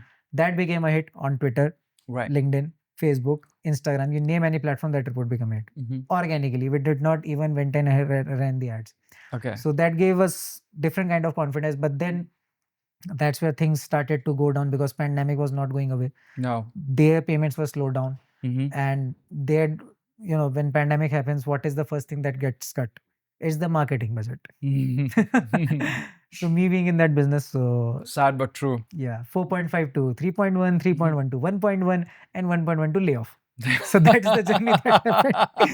Hey, at least it was not in one shot that they Yeah. cut you off. They cut off your limbs first Limbs, yes. before they chopped off your head. And this journey was from March, April, May. Hmm. Yeah, March, April, May. 3 months this journey went. Okay. A lot of ups and downs. Um, Crazy. and then again, during this time when you were laid off, you're back home, you've got the problem, Yeah. cervical problem, and it's affecting your mental health. Now here's another, blow that you got. What was happening? Tell me about the state of your mind. Yeah, it was not in a good state. I was discussing things with my family. Mhm. Family supported, so I was able to get through it. Okay. And one thing I forgot to tell. Yeah. in my second year of college, I did one drop shipping startup as well. Oh, okay. Yeah, Mhm. that I did not came to. So Yeah. we were going by By the yourself, or did you have a partner? I had a partner. Again, I Mm. found him in canteen, college canteen. Okay. So with that, what Mhm. happened is that Mhm. we were seeing these Mhm. YouTube videos, Okay. and on YouTube, somebody, we got influenced with the wrong guy. Mhm. He told us that you have this much of money, we can scale it to this much. Mhm. So we went ahead, we started that company, and I think we burned somewhere around 2 lakh rupees. Oh no. And nothing happened. That guy, he ran away with the money for Shopify store, never ever Mm. delivered it. Oh. And then in terms of marketing also, he promised that he will give some courses. That also never reached to us. Mm. And we were like, with my that partner, what the hell we did right now? Oh man. And that is where I went to Delhi for that Okay. internship because that startup did not work out. Yeah. I think it was a game of 1 or 2 months that we Okay. did. Mhm. Burned everything, Mhm. and we thought because seeing those videos we got that Yeah. confidence, but Right. that confidence somewhere became overconfidence. Overconfidence. Yeah. And we Mhm. realized that what all we did was wrong. But we made that mistake early, and we became wiser. You became wiser, and Yeah. now here you are In during 2020. lockdown in 2020. Mental health is gone down, Mental laid health. off. Tell me the state of your mind. Tell me a little more in depth. I want people to understand what happens actually during this time. You're having physical problem. Yeah. You just from such a good package of 4.5 lakhs, you slowly step down and then nothing. Nothing. And you're sitting back home in your parents' place. What is going on through your mind? A lot. Like hell, what is the next step I need to do in life? I was depressed, sad also. I had a dream that I will build that company to there. We will put that logo there. Now what? I have nothing because I put all my energy into that. And even workouts could not happen because gym was closed in lockdown. So I got some so yes, first though, like for a few days I was like very sad, depressed, sitting, laying down, sleeping. That kind of state I went into. Yeah. Sleeping most Just of the sleeping. time. But that did one thing good for me, that made me recover. Okay. Yeah, a lot of recovery happened in Lot terms of of the physical recovery. state of the Mhm. body. You caught up on your sleep. Yeah. And recovery happened inside your body. Your tissues and body cells were Yes. rejuvenating, renewing themselves. Yes. And then talking with my family, because Yeah. for these last 3 years of the Yeah. college, most of the time I was working, did not have time. Okay. So now everybody is in one place, Yeah. cooking things at home, eating them together, laughing. So that state started to recover, because when you keep on aggressively working and you don't know how to disconnect from it, that actually does a lot more damage in the longer run, if you Sure. see. And that is what happened in these 3-4 years of the university. Mhm. So now that also started to recover slowly and steadily. Mhm. And then in May, Mhm. I reached out to that guy again. Mhm. So after doing some recovery, talking to my parents, Yeah. and that mentor also from that organization, he told that why not you start your own company. Mhm. And this time, one thing in life that I have seen is law of attraction. When you're not looking for something, but you just keep on thinking, it happens. So that time it happened. Okay. I wanted to start a business, but 5 years later, in 2025, in the year we are right now. Okay. But that time, all of those things, like things started to happen in such a way, like everybody is in favor of me starting a business. And my parents were also in support, especially my father. Mhm. So with that, when my mentor told me, I talked at home, and then thinking, I read this quote somewhere. If you start a company in pandemic and you are able to get through it, then you can survive anything. Because tough times build tough leaders, tough builders build good organizations. Something like that, it was the quote. So I read that and I thought, yeah, this is something I think we can try next. So I reached out to that partner with whom I did that drop shipping store in my college. I asked him, what are you doing these days? So he said again, similar kind of answer, sitting at home. But then when I started to dig in a bit more, understanding more things, so he told me that he have 21 back. He is a BTech CS guy and he has 21 backs. What is that? Back? So when you fail in examination, okay. 21 subjects Oh wow, in 4 years. Mamma mia. Yeah, that was my reaction. Yeah. And he told me, see, if I tell my parents what did they will surely give me a aloo pyaj ki theli, and you will be seeing me as a vegetable vendor in Dehradun. So that is what happened. And then I was like, okay, so what is your plan? What are you thinking? So he says, I do not want to go to my parents and I want to do something that I am able to get money out of this I am able to get some money and get my backs cleared. So I said, okay, I have an idea. Like we worked out in a drop shipping store earlier. Right now, let us start a digital marketing company. Mhm. You have the skill set of Facebook ads, sales. I have the skill set of doing operations and overall marketing. So I told him, and he was like, yeah, I think that is good. So I told him, see, let us do it. Mhm. Let us just get into it. Okay. So we started discussing somewhere in the early days of May. By mid-May, over a few beers, he's sitting at his home, me sitting at my home. We discussed, we brainstormed every day on Google Meet. One day we were discussing. So I had this thing related to obstacles, that I've seen so many obstacles in my journey, and now I want to cross them and help people cross them in their digital journey. Yeah. So we were drinking, I think 3 or 4 beers down the line, he came out with the term crossing the obstacles, Crobstacle. And I was like, what did you say? Say it again. He said, crossing the obstacles, Crobstacle. That is what we need. This is what we need. So Crossing the obstacles, Crobstacle. Crobstacle. Yes. So that's where I told that, yeah, this is what we need. This is what our name will be. And that's where you see Crobstacle. But I love that story. It's such a fascinating name. You know, the first time David told me, Yeah. Mr. Peters, Yes. he told me from Canada, this guy, and I said, wow, what a name. And I wanted to know the story. And I wanted to hear straight from the horse's mouth, which you told me, of course, Yeah. and this beer story and how he blurted out, you know, crossing the obstacles, which is for both of you. Like you Yes. said, you know, you had crossed so many obstacles in your life by now, and now you wanted to help people cross their Cross that. obstacles. Yes. Amazing. Crobstacle. You Yes. say Crobstacle? Yes. Crobstacle? Crobstacle. Crobstacle. Beautiful name, and I love the logo as well. Yeah. So how did logo. you? Yeah, how did you design the logo? Yeah. So that was another next phase. Okay. Few beers for Mhm. few days, deciding on a logo. So we had a lot of concepts. Can I ask you which beer did you drink? Because anybody out there, maybe it can help them. Just kidding. Well, it was Budweiser Magnum. All right. Okay. Yeah. We love that. Yeah. So Budweiser Magnum, again, good brand. So we were drinking that. So now in terms of the logo, after Yeah. thinking about the name, and we saw on the internet nobody has this name. So we thought, okay. Yeah. So now in terms of logo, let us. So there were thousands of options that we saw. Mhm. But we realized we are from Dehradun. Dehradun is in the foothills of. Right. So something related to that. Because everybody tells, if you want to run a startup, you have to go to Bangalore, you have to go to Delhi. Mm. But here we are in the middle of the pandemic, limited to Dehradun. We have to do something from here and we'll keep it here. So that's the vision that we set, and that's the challenge we gave to ourselves. Now, when we gave this challenge, it comes with because at that time nobody from both of us was from branding background. I was into marketing, he was into tech, that kind of background. Tech, when I say tech in terms of tech, just Facebook ads, like knowing the Yeah. back end of it. So when we were doing logos, so first of all, we started again, we saw some YouTube videos, they asked to draw. So our drawings were like, I don't have even some words. If you would see it, it would like seeing a donkey on a piece of paper. All the logos were like this. And then somewhere, Yeah. again, over the beer, I told him the logo needs to be a mountain. Yeah. He says, yeah, mountain. So we draw a mountain like this. Yeah. And then I said to him that it should look like something sharp, Yeah. something that Yeah. represents technology. Yeah. And then I told him that we will have 3 segments of business: Yeah. digital transformation, digital marketing, and Yeah. creatives. Yeah.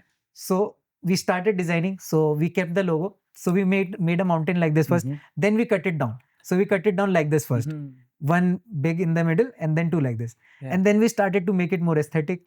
And then we thought, okay, for these segments, we can make circles in it. Right. So that is how this logo came out. If you see 1, 2, 3, Yeah. 3 Yeah, segments of the beautiful. business. So that's how the logo Yeah. came out. And then this is Yeah. just the aesthetic part of it. No, that's amazing. I love the logo. It's very unique, and there's Yeah. nothing out there which is like similar to this. Yes. And I like the whole interpretation that you just explained right now. What are the 3 segments? Can you repeat the 3 segments once again? Digital transformation, Yeah. digital marketing, Marketing, creatives. creatives. Digital transformation, digital marketing, and creatives. Yes. Beautiful. So we had Yeah. that vision. Yeah. And then we thought that let's start executing. And Right. then with that company, when I got laid off, I had a agreement with them. It was getting over. So the agreement got over on 2nd Mhm. of July. Mhm. That's where Crobstacle was officially born. 2nd of July 2020. Yes, officially we were born. Mhm. Till December we were not registered. We Yeah. were registered. We were doing a business as an unregistered entity because in India, if you are not hitting 20 lakhs below that, you can run. Mhm. So you're running it as an unregistered entity at that time. And we had our first client from New Zealand. Very Mhm. interesting client. This guy who was my partner, he went out, found him. So the concept of that client was that your dogs come into the restaurant, they sit on the table and eat food. Mhm. Dog on restaurant was the name of the client. It's only for the dogs? Only for the dogs. Mhm. You get dog food there, no human Okay. food. Okay. So when we started working on it, so we were very happy. Mm. Since month one of our startup in Wow. pandemic, we are getting 40,000 rupees a month, 2020. Right. Simple. So go back again. Let's go back. How did you find this client away across the ocean? So he used the resources we had at our hand for the best, which is Facebook. Mhm. He went to Facebook. He started reaching out to people in groups who were looking Mhm. or who had some problem with their ads. And he With just their? ads, Okay. advertisements. Mhm. And he just started talking to them, Okay. not doing hard sales, using those concepts that I learned from the hiring from India, that company where I did real estate sales, Mhm. using those concepts, and he was able to get that deal. Wow. And it happened very fast. Mhm. Like from day one, we were having revenue and we Mm. were so happy. Then that happiness lasted for 2 months. When did you get that first client? First day, day one. July? 2nd of July? 2nd of July. 2nd of July, you got this client. Okay. That day. Mhm. That day itself, we told the client that we are forming a company. So this day we are officially going to start. Mhm. And he was happy. Wow. We started working. Mhm. 2 months went by. Mhm. Very amazing 2 months. Mhm. Now again, obstacles came in. And after 2 months, the guy, because pandemic was taking a toll on New Zealand's market as well. Yeah. And New Zealand is a very slow place, very Yeah. that kind of a place, not interesting. Yeah. Because if we live in India and we go to New Zealand, it is a very slow kind of a place. Yeah. So everything stopped there. Mhm. And this guy was funded by some of the biggest families in New Zealand. So they pulled out the money from his business Mm. because nobody is taking their dog and getting them eat. Yeah, nobody dog was food. going out anywhere. Mm. So he lost his business. We lost the contract. Mm. And for the next 2 months, we had nothing. Mm. And that's where again hell was unleashed on us. Yeah. So we were thinking to run a startup, it is easy. So Yeah. we had this in the back of our heads. And with my mentor also, he told me that I have over this year that you have worked with me, I have given you the mindset. Now you have to build on this yourself. Now you have to Right. get out from the cocoon again. Right. This cocoon time is over. Mhm. So he left us on our own. Mhm. And he said, you need any help, you reach out to me, but I won't be giving you direct things now. Mhm. Now it's time to take this to the next level yourself. So I was like, okay, now without a guiding light. But yeah, let us see what we can do. So then we started to actually use our brains this time because Mhm. earlier we had this resource. Call him. Yeah, Yeah. this is happening. What do Yeah. we do now? Yeah. Now taking insights from our parents, but Right. our parents are not directly from this industry, and this industry itself is very new in pandemic. Mhm. Digital marketing in Dehradun. Yeah. So then we started to reach out to people on Facebook, LinkedIn, our friends. And when for these 2 months, we did not have any business. Mhm. I actually got connected with my friend who was my best friend in 4th class Mm. through Facebook. Mhm. And we just started talking, oh brother, so Mhm. long, Yeah. all of those conversations. Yeah. For a few days we talked. And then he told me that one of his friends, so he was in hospitality sales. Mhm. That one of his friends, he is the director of sales at Mhm. Ritz-Carlton. Mhm. He is looking for a industry shift right now. Mhm. He is going to work there, but right now he wants to explore digital marketing. Mhm. So I said, okay, what is his age? He said somewhere around in 40s. I said, I'm 20, he's 40. So he's double of my age. I said, will he work? He says, yeah, he wants to work with young guys. Yeah. I said, okay. So first time we went on a call and it did not feel like that I'm talking to a stranger. The Wow. conversation was very smooth, It's flowing. Mhm. flowing naturally. Mhm. And I was like, I told him, like how in India we do, कि ठीक है भाई, you want to learn, आप आ जाओ, कोई दिक्कत नहीं है, but देखो अभी हम स्टार्टअप है, हमारे पास तो अभी 2 महीने से रेवेन्यू भी नहीं है. We are surviving on that revenue that Right. was previously given to us. Right. Now the thing is that अब आप बताओ कैसे कर सकते हैं. हाँ. तो सेल्स में हमें हेल्प चाहिए बिकॉज सेल्स मैंने पहले किया लेकिन यहाँ पे चल नहीं रही अभी पैंडेमिक में. My other partner that he is also working अभी इससे भी नहीं हो रही, क्या करा जाए, कुछ समझ नहीं आ रहा. सो ही सेड ठीक है. तो I told him see we can start as an advisory model. So this advisory board member model came to my mind from Greyhound research, the earlier company that I was working for. Okay. So that's where they had this model. They had a lot of advisors, very big advisors from Yeah. Airtel, CEO of Airtel as an advisor, and all of these kind of people. Are they paid, these advisors? Yes, from there end they were paid, but Yeah. with us in Yeah. this guy's case, I just told him that you come as an advisor. Yeah. A deal is converted, you take the commission. Yeah. Tomorrow when we become big, you join us as well. Yeah. So Okay. that was the intention to start with. So he started to first analyze the business from inside, learn digital marketing. He also got to know us better, Yeah. and then things started to flowing. So in November, Yeah. so if you see July, August, we Yeah. had business. October, September and October, no business. And then in November, we closed our deal again. It was Okay. a 50,000 rupees deal. Mhm. We had to develop their website. Now this was not just for Facebook's. Earlier, only Facebook ads, 40,000 rupees. No creatives, nothing. Just you have to run that. Now in 50,000, you have to do everything. It's an Indian client from this guys who joined us and joined us on the advisory, and that's where we started doing this. Interesting work. Went well for 3 months. Okay. Again closed another deal. Mhm. We were very happy. This partner, he also went to Bangalore from Dehradun. So interesting story that is also. Yeah. He was also there in Bangalore.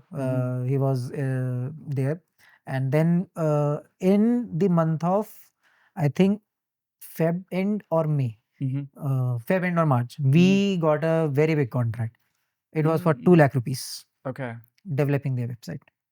Developing what? Their website. Now, Okay. Again, if you see website. business growth is happening, everything is happy. Yeah. Things are going happy. Right. Right. Of course, every day in operations, things were going up and down because that's how a startup is. Yeah. The journey has to go up and down. Right. So with this big contract, we were very happy, excited, Yeah. and but my other partner, other advisory member who joined us for sales, Yeah. he told that he smells fish here. And I'm like, no, brother, this is going to be the biggest contract because the kind of conversations the client was having. Yeah. So he told, and his instincts were right. Mhm. And at that time, I was not telling anything to my family. So they did not know about it. So nobody could warn us. We were just two young kids doing the things ourselves, taking Right. decisions. We got that contract. We got the money in the account. 15 days later, we realized that we were scammed. Really? Yeah. Scammed. This was supposed to be a client. Clarify that a bit. How did it happen? So in US at that time, there was this one thing going on. Bank certified cashier check. Okay. So people used to reach out to you on Facebook. They Yeah. are going to tell you that we have a $2,000 contract for you for website. Okay. But they are always going to ask you, we are going to give you this bank certified cashier check. So being in India, you need to have an intermediary who can have this cashier check. So cashier checks, it is very easy to copy them. Now in US things have changed, but that time in pandemic. So it is very easy to have a fake cashier check. Okay. So that guy made a fake cashier check for $2,000. He gave that check to the intermediary that we have. He got it cleared. He gave it to the bank. Bank cleared it within 3 days. But the verification of that check happens in 20 days. In 20 days, yeah. In 3 days, the money was credited to his account. He kept his cut. He gave the money to us. We distributed the money. We were living a happy life. He went out to, because that time things were opening a bit. He was in Bangalore. He went out to living his happy life. I went out to living my happy life. But then things started to go in the other side. Oh, okay. So now when the money came to our account, so this client, because being a scammer, he was very manipulative.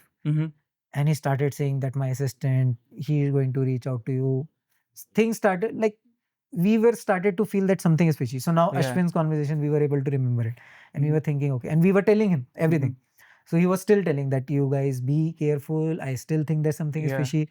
And one day what happened is that this client, he said that I don't want to work with you. After I think 5 days of the 5 days of time, we got the money in our account. So we told him that, see, money has already come to India. We cannot refund it to you. Yeah. But this guy, somehow he was able to take the money back from us. He manipulated us. Not all of it, but some of it. I think 50-60%. So you made the transfer back to him? Yes, we made the transfer back to him from PayPal.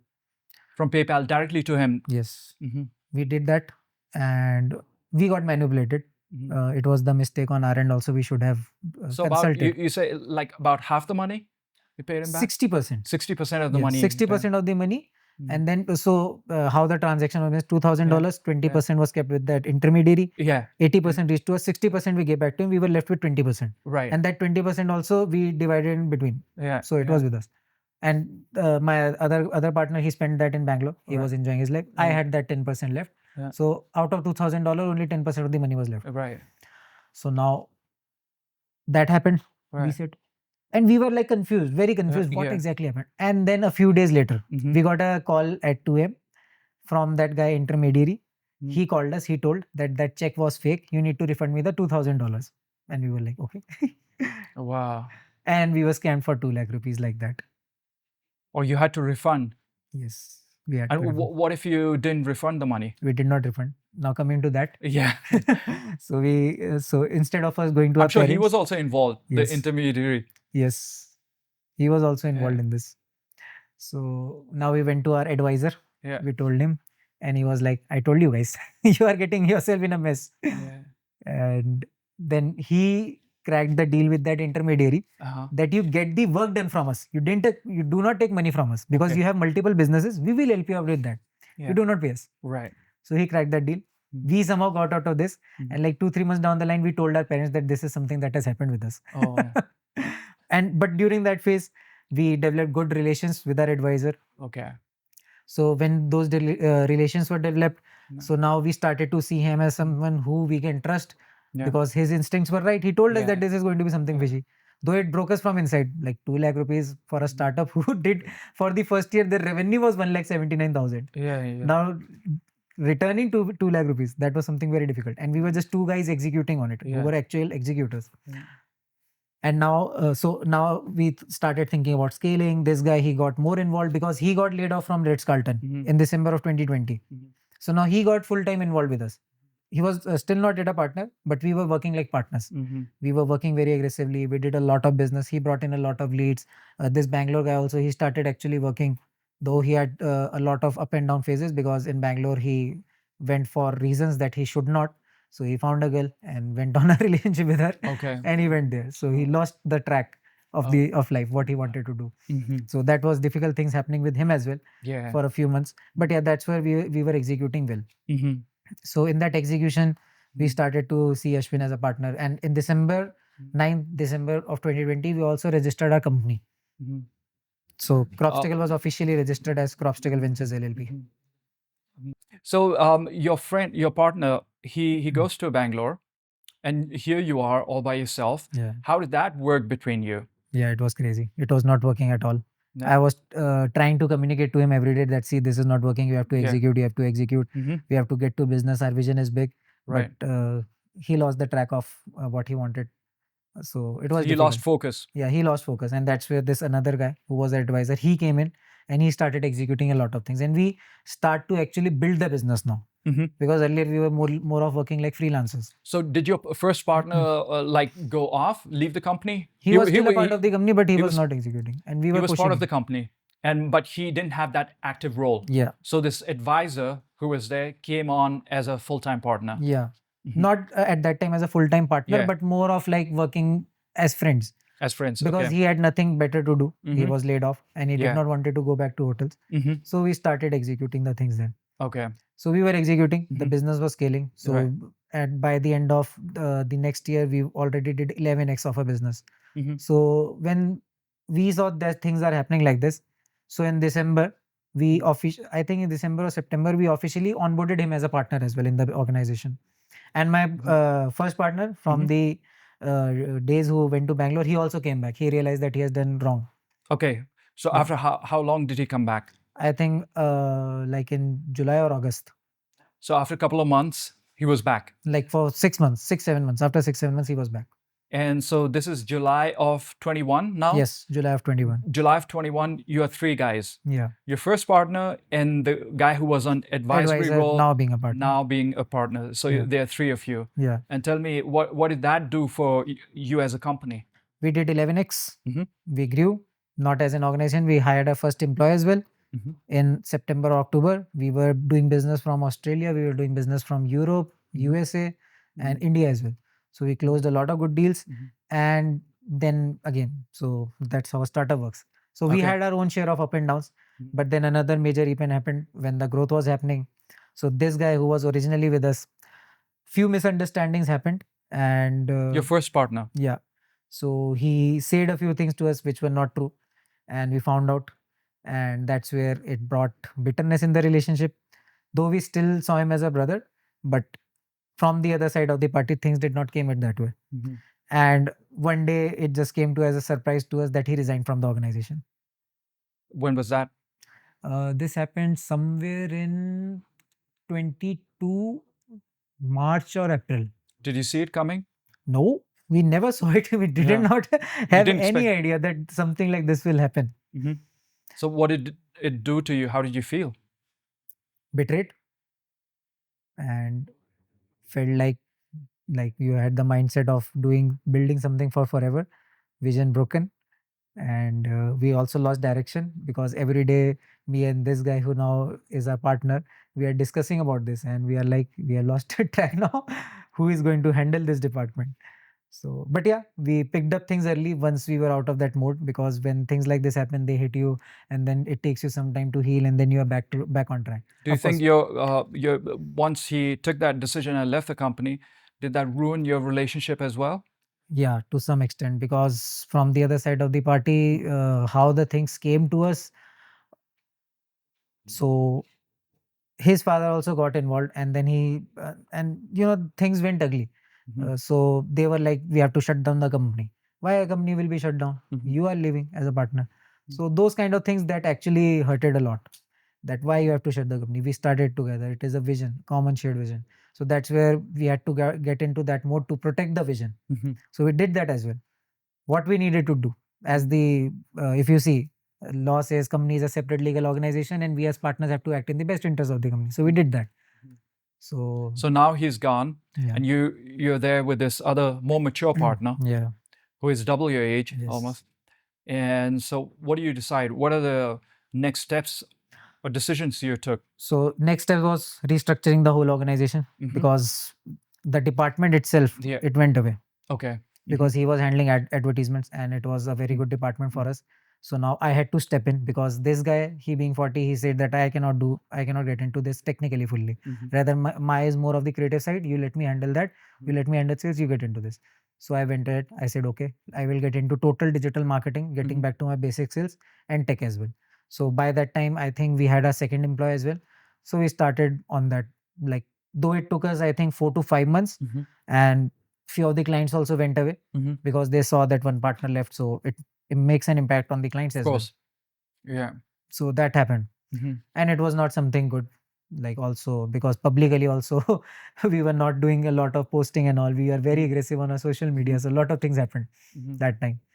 So again, I heard about your internship. We talked about you doing internship and during your time, how you called it aggressive work that you were doing. And now again, suddenly one pillar is gone, and then you've got a lot more load to lift. Yes. You've got to do the heavy lifting. So how did that impact you? Now, once again, Getting back to the basics, getting into aggressive mode, yeah, leaving, getting out of the comfort zone, because I did not have very good knowledge of that department at that time, right. because the other pillar is handling, so I need to focus on mine. I do not have much place in my plate to add more food, but now I have to add, because business has to run. So I tried to retain the clients as much as possible. And I think it took me 6 months to stabilize that department. So by that time that department was stabilized, we were still growing as an organization in technology. We were growing in creatives. We were doing a lot of stuff. So things after 6 months went smooth. But yeah, me and my other partner, we still kept on discussing that this could have done, this could have been done in a better way. But yeah, it is okay. It happened. It happened. What has to happen has to happen. There was some learning for us as well. Yeah. And how did you keep your sanity intact during this time? That was very difficult. That's where I started to discuss more things with my father. I started involving him. I started because that's where I needed that support. He also started to discuss with his advisors, because two guys, that one guy who is double of my age, he also hasn't done business. He has worked in job, and when you become an entrepreneur, it is a totally different journey. Absolutely. And me, young guy who is aggressive, still don't know much. So a lot of things, a lot of another transformation happened there. Learning from other people, getting back to LinkedIn, finding new mentors. That's where the same journey what I did in 2017, I started doing it again. Reaching out to people, taking their advices. And one more thing interesting happened. So you mentioned about David sir, David Mark Peters. So I met him in 2021 through a connect. So we worked for one of the clients here in Dehradun. So he was there with David sir in 2008, I think, when he was there in Canada. He worked there with David sir for 8 years. Then he came back here, and now he's working from here only with David sir. Still he works. So he made me meet him, and again, when it has to happen, it happens. So in our first conversation with David sir, it did not feel like that I am talking to a stranger again. Wow. So that conversation happened. He started to talk to us.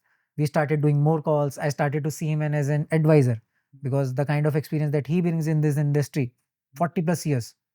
So I was talking to him on a lot of things, lot of issues. And I even suggested him that you join our advisory board. And he was in at once. Wow. So, but yeah, it took, I think, 2021. Now it is 2020. 4 years of relation. Now we do very aggressively work. In Canada, he does a lot of sales and we execute from here. And he is kind of an advisor to us and business partner as well, if you see, because all the Canadian business is brought up by him. Let's come back to the time when, this partner left and you're trying to sort of restructure and reorient yourself. There were certain things that you talked, and maybe the timeline, I don't know if this is the right thing, but you started things like meditation, morning prayer, Yes. and because it's all in the mind. Like when you started, when I go back to the beginning of your journey, it was that mind shift that happened. Yes. You had to shift your mind the way you thought, and then the whole new world opened up to you. Tell me about when did your meditation and morning prayers, those kind of things, spiritual things started? Yeah. So when the second partner left, after this started to happen a lot more. Earlier, it was like in bits and pieces. I knew that this will help me, but I was not actually doing it. Okay. It was like I like something, but I am not. I do not love it. Right. I just like it. So that was the thing. But then when the second partner left, so first partner left, so it was a lot of noise in the head, and then it impacts your performance throughout the day. Of course. So that's where I started to talk to people, getting more inclined toward God. And that's where, I started to set up a schedule for meditation. Like every day in the morning, I will practice gratitude. I will remind myself what my vision is. I wrote down a pointer. So there is still that sheet with me every day that I read. So there are 10 points in that, daily reminders. The points are like, the biggest enemy is, who is your biggest enemy? It is I, said Alexander the Great. So things like that. So I started reading these kind of things, reminding myself why I started this, because so when you start something new, it is exciting. But then after that, it becomes commitment. And when it becomes commitment, you go through those ups and downs, and you still have to stay committed. If your vision is true, you will survive through it no matter what comes. If it is not, you will break down. So that's what happens. So that's where I started practicing this. So there is this guy, Tony Robbins. So he has motivational speaker, yes, motivational speaker. So he has this 15-minute everyday priming that you do. In that, there are exercises like breath of fire. You think about your goals, you practice gratitude, you think about the grateful moments that you're grateful for, and then you do that energy exercise that makes you feel that yes, you are energetic, you are positive. So when I started to do that, so it made not just the mind shift, but that inner, like every day that noise that goes through your head, that started to become less, and I started to see results after 2 or 3 weeks. So that's where I realized I need to put this in my schedule permanently. Amazing. Yeah. During my during the time when I was going through depression or very low time, I learned that I have to believe in something bigger than me. Yes. So of course mentors are there like Tony Robbins and other preachers and teachers are there.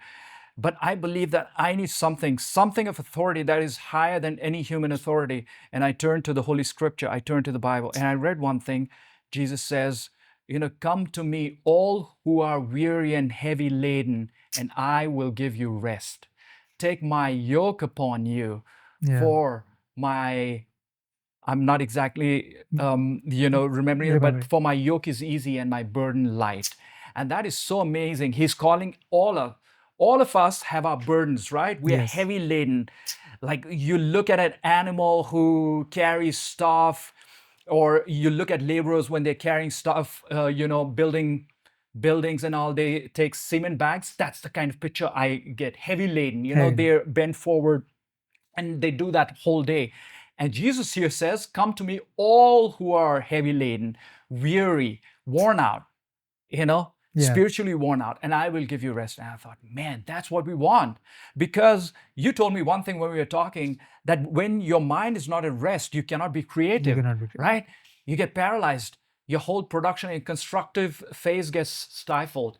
And so you're saying, right, we need to, it is so important that the first few minutes in a day, we start with meditating and with that focus. And for me, it comes from the Bible. I've made it a habit, and I've made it a daily habit where I turn to the Bible. Of course, we are human beings, so sometimes we do get distracted, We do get- yeah. But I try to force myself, and here my friend Chris as well. He also, we inspire each other that we should read the Bible, every day. And yes, we believe that this was a real person who walked this earth 2,000 years ago, and today he sits at the right hand of God, interceding for you and me. And Right. it has given me a lot of strength. I'm telling you, that is not from the world.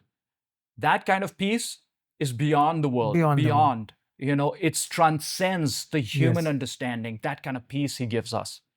Right. No, that is totally true. And that's what, even I told the same. I started getting more inclined toward God, letting Him do what He wants. And I give my best. Focus on the actions, not the fruits of it. So tell me something. You said that you have this kind of priming thing for 15 minutes. Tell me, do you have your own practice or kind of relationship? Do you believe in a higher power? Yeah, of course. What do you believe in? So, so in our culture, there is Krishanji. So I believe in that. So when I started my business, I met people, and when I started meeting some people, so I went to Vrindavan for the first time. And when I went, so I felt that energy, and from there my journey started towards this. So before that, I was like any other kid, not doing anything, not knowing even the culture and the religion and all. But yes, after that, I started getting more inclined toward God. Okay. And then, Yeah, go ahead. yeah, Sorry. yeah, sorry, please. No, I wanted to ask, do you read, is there some text or holy scripture that you read or refer every day? Yes. So now, Yeah. 2025, this transformation happened. Okay. So I started reading Hanuman Chalisa. Okay. I started reading Gita, Bhagavad Gita. Bhagavad Gita. Yeah. So it is like very enlightening. Yeah. So now I see. So when I started the organization, what my mindset was, how I was growing, how I was leading the team, and now if you talk about it, is totally different. Wow. So Can that you changed can a you lot. tell me one lesson or something that you learned from the Bhagavad Gita?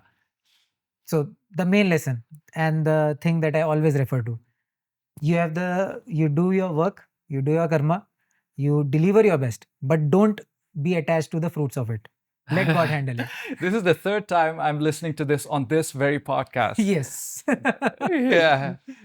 That is my biggest takeaway. Because when you, so if let's say I have a goal that I need to get this done today, something is there, but then few things happen and you're not able to do it. What happens in the end? You get disappointed, you get hurt, and then that takes away that energy that you could have put in something else. Because not everything is in my control. Today we are sitting here because it is of mutual interest. But let's say if I am going for a deal and the other party does not want to sit. In our also, if you see, there were delays. And if I was totally attached to the outcome, "Nahin, I want to get it done today." So what it would do? It would create disappointment.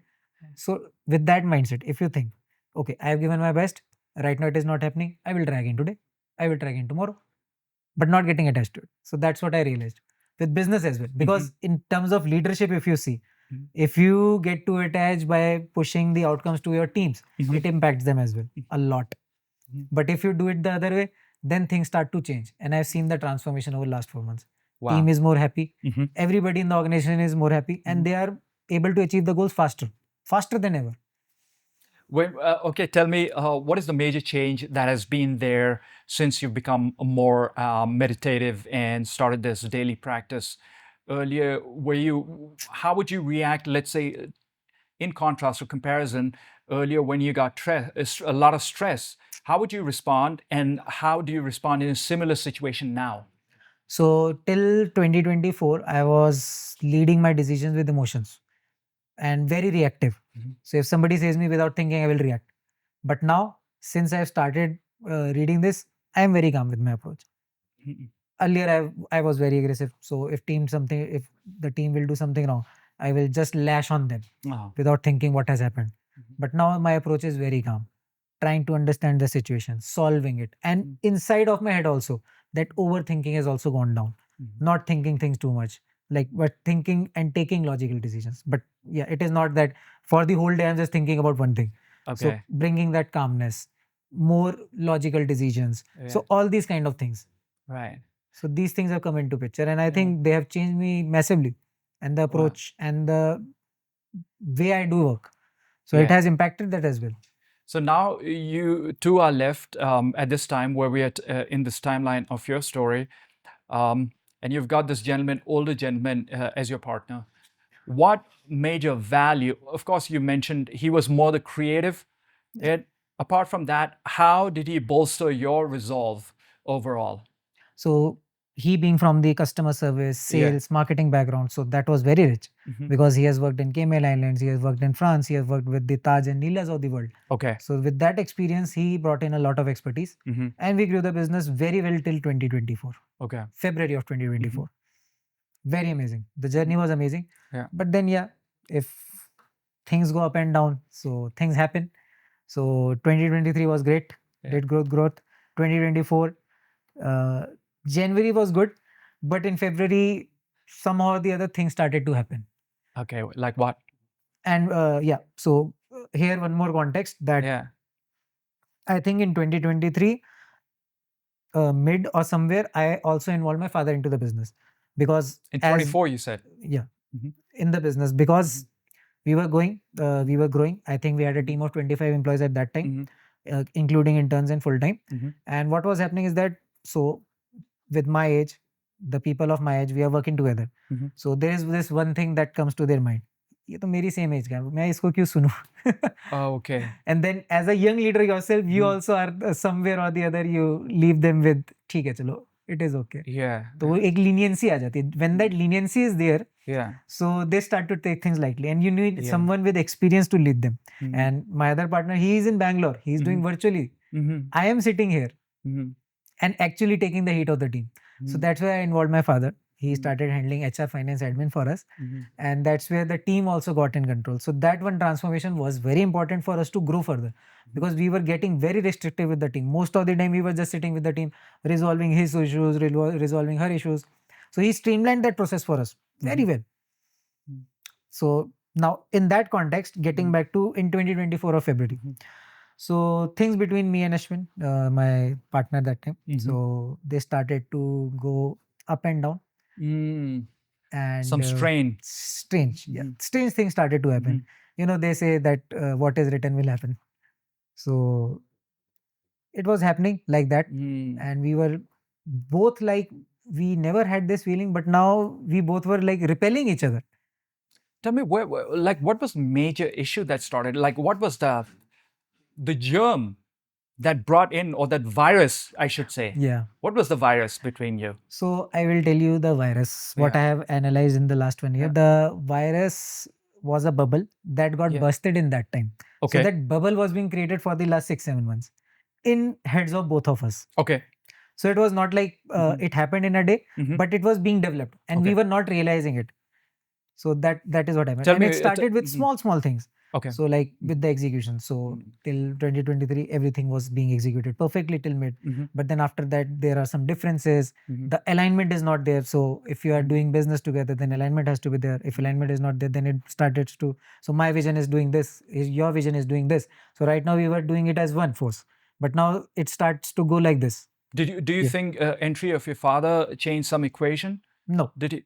No. It actually helped solve more equations. Okay. With the manpower, finance, and all of the side, because that used to take up a lot of our time. So when you brought in your father into the company, he was okay with it? Your partner? Yeah, my partner was totally okay with it. He just said me that you be careful because he is your father. So when he execute the thing, so you have to respect his way because he's the old school kind of guy. He will execute his way. Okay. Yeah, and you are kind of new person who executes his with like aggression leniency, and passion. Aggression. Like with the team, I am very friendly and all of those things. So he says that then all of this has to stop. But it will be for the good. It will be for the structure.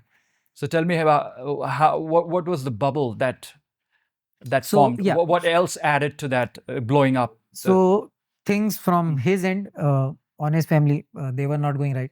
So he was not able to execute properly. That alignment was going away. So if you see in a partnership, it only works if the alignment is there. If we are getting disaligned, the things goes disaligned. Right. So that was happening. There was a lot of disalignment. Then staying away from work, like so that started to build within me that I am working here 18 hours a day, and you are just working here for 4, 5, 6 hours a day. That too, you are not focused. So these things started to build up Okay. within him also, within me also. Because then I started to pinpoint things that, see, this is not yet done. How are we going to deliver the customer? So things like this started to Do you happen. think one of the challenge was also distance, that you Yes, were distance. sitting in different places? Yes, because when you are in same city or in same office, you can talk. You can talk it out. You can talk it out and it gets sorted very easily. But Yeah. when you are in like Bangalore and Dehradun, Oh yeah. you cannot meet every day. No, you can't meet And every a day. video call does not do the job. No, it doesn't. Yeah. So we tried to sort it out, but then Yeah. somewhere or the other, it was like we were becoming opposite poles of the Okay. magnet, and we were repelling each other. So that is what started to happen. And in 2024, February, it busted out. You told me there was one more person influencing him. You told me, I don't know if you want to bring it up, but Yeah. when we had the preliminary talk, you said there was an influence on him Yeah, from family only. from family side. Yeah. So that Okay. also did a lot of things on a wronger note Yeah. for us. So that made it worse. Yeah, that made it worse. And that, instead of helping out, that made it worse. yeah, and that's where the bubble got burst on both of us, because Yeah. that one moment came into the picture. Yeah. He did something, and I lashed to him. I told him about it, and then I spoke about all of these things that I've been getting in mind for the last 6 months. Then everything in that moment came out. In that had been those building 5 minutes, up. those 5 minutes, he also lashed out. I also lashed out. Okay. And then for the next 10 days, we did not talk to each other. You didn't talk to each other. Yeah, but it was going in the head. And then what happened after 10 days? After 10 days, so I tried reaching out to him multiple times, but he was not responding. And then he sent me a text message. In that text message, he said that I think that things are going in the other direction, and it's time to like something like that. So I said, okay, let us just talk first and try to understand. Yeah. So we went ahead, we had a call and understand it. Yeah. So one major reason was, of course, we are a startup and living in Bangalore, it is not easy. So I also understood it, that now it's the time that whatever he has to do with the business, he has done. Whatever he had to get, he had to give. But he wanted to stay involved. So he stayed with us, but not as an active partner. And he also went back to the hotels. Okay. After dedicating 3 years, 2 to 3 years. Okay. So that happened. From this transition was from February to March and April. 24. Yeah, 24. And then in 2024 again, what happened with the first one? Now I was alone this time. Once again alone. Yeah, alone. This time my father was there. He was handling HR, finance, admin. But then in terms of the operation, carrying the business organization forward. So now earlier there were 2 people leading it from the front. Now there is one. So which blow was harder? What hit you harder? The first partner leaving or the second partner? I will say second one more, because this time the organization was bigger, the impact was bigger. Okay. Though I was stronger, but then again, getting back to the basics, getting your mind in place, all of those things. Though my family helped me a lot in that situation, but then again, it takes a toll on you. What was the toll that it took? So now the business is bigger and the creative department has to be handled. The sales has to be handled. Without sales, the business does not work. Now, how this sales is going to happening? So earlier it was like he is doing 50, 60%, I'm doing 40% of the sales. Now I have to generate the same amount of revenue. So with that thing in my head, I was very stressed out, like how I am going to do it. But then I started to see, okay, now this is the reality. I have to again get back into the mindset of pushing myself, and I have to do it. And during when all of this was happening, I also developed this passion of riding. In 2023 November, I got my first bike, Harley Davidson X440, and I started riding it. And when all of this was happening, but I was still going on rides. So riding used to help me calm my mind, disconnect basically. Was it something like a therapy for you? Yes, going on rides? the right word is therapy. Therapy. It was a therapy. So whenever there used to be a mess in head, I just used to take my bike and go out. So All by yourself or in a Yeah, group? all by yourself. Group rides, we were doing it on Sundays. Okay. And I was very active in riding at that time. Mm. And then me and my father completed the 25-year-old dream. He wanted to go to Ladakh. We both went together to Ladakh. On one We bike did or that. two separate bikes? Two separate bikes. Okay. So amazing experience. And while all of this was happening, I was doing riding and I was trying to rebuild the business. And then I just want to interject there. I love what you said. You went out on this, it was a lifelong dream Yeah. of you going to Leh Ladakh with your father. Yeah. I did a documentary many years ago. It's in post-production right now.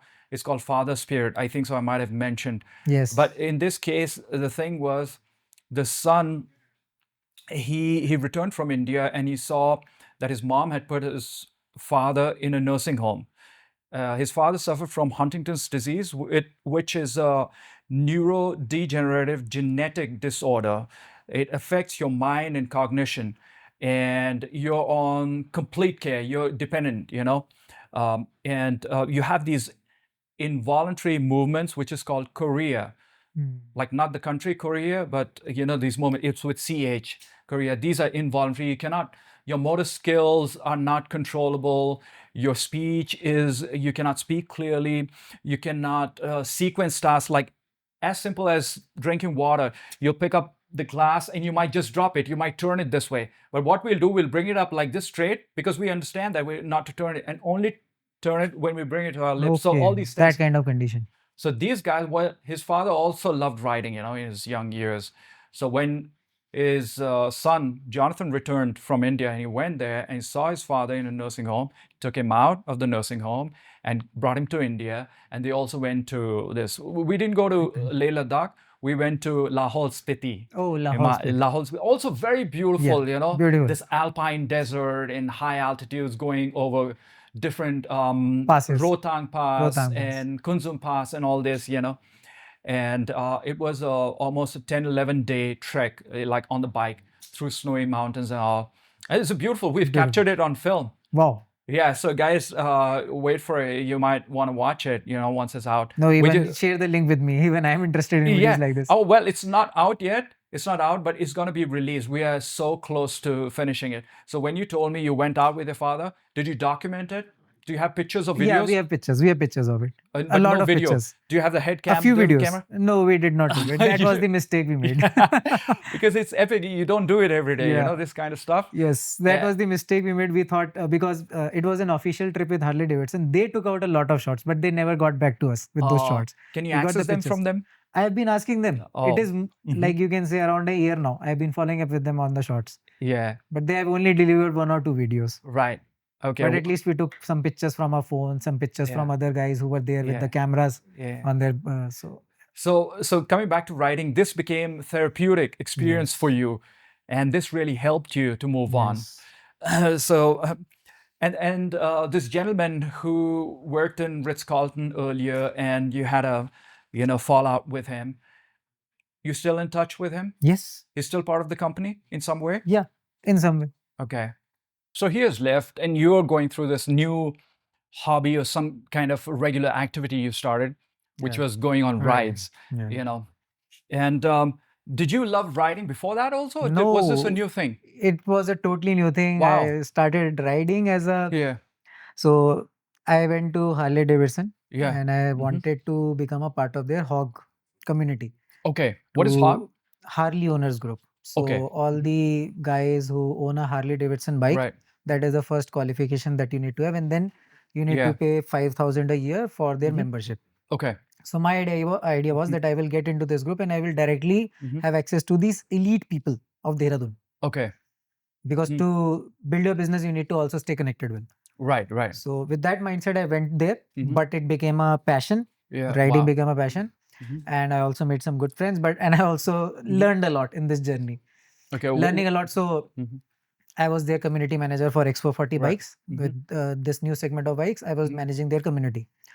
So things were going fine till the Ladakh trek. And then after that, a transformative journey happened, which had to happen. So we got into, I will say not a fight, but a war. Between who? Me and the Harley Davidson group. Yeah. Not the group, but a few people there. Few people in the group, Yeah. So it did not went well, but in the end, I just left out the position from there and came back to my business. So this happened till August. What was the bone of contention?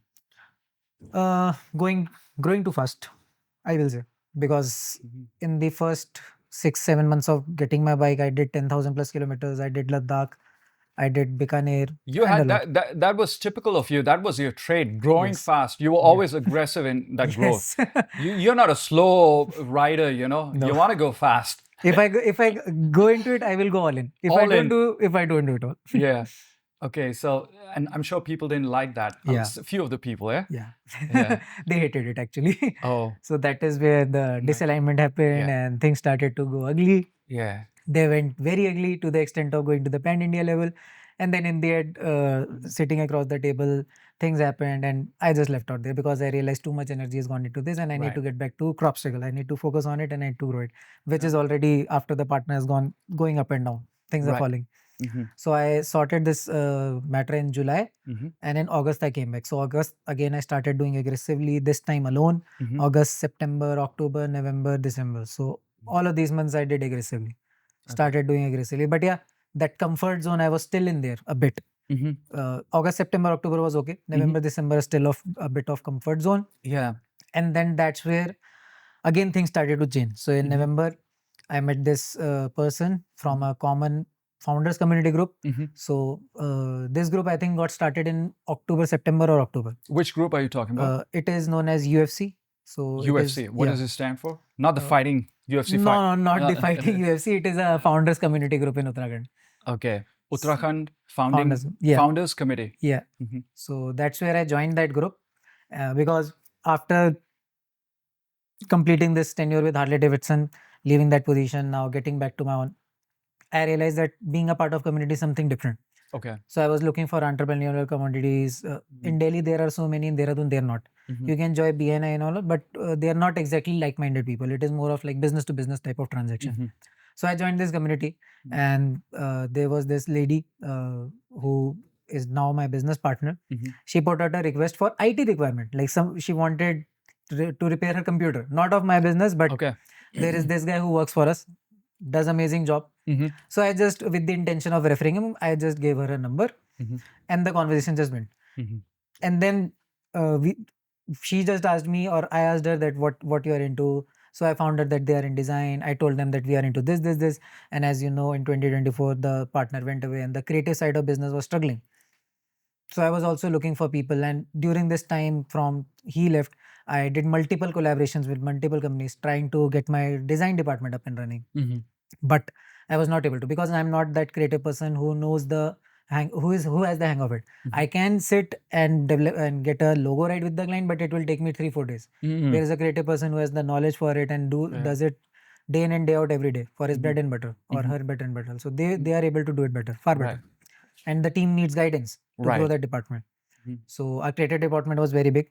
I think we had 10-11 guys that started to go short, and in December we had 3 people, I think 3 or 4 people by that time. December or January this happened. So I found her, we met once and the conversation just went away. After that we did not meet till January. But during that time she referred to me a lead, and it is one of the biggest institutions in Dehradun, educational institution. They needed ads. So we started talking on that business front, and then I referred to her a photographer who did not deliver what he committed. And that's where we started building that bond because I was the intermediary between both of them. Okay. She was not here. She was in New Zealand and I was here with that photographer who I referred to as a friend. And then I was in a mess here.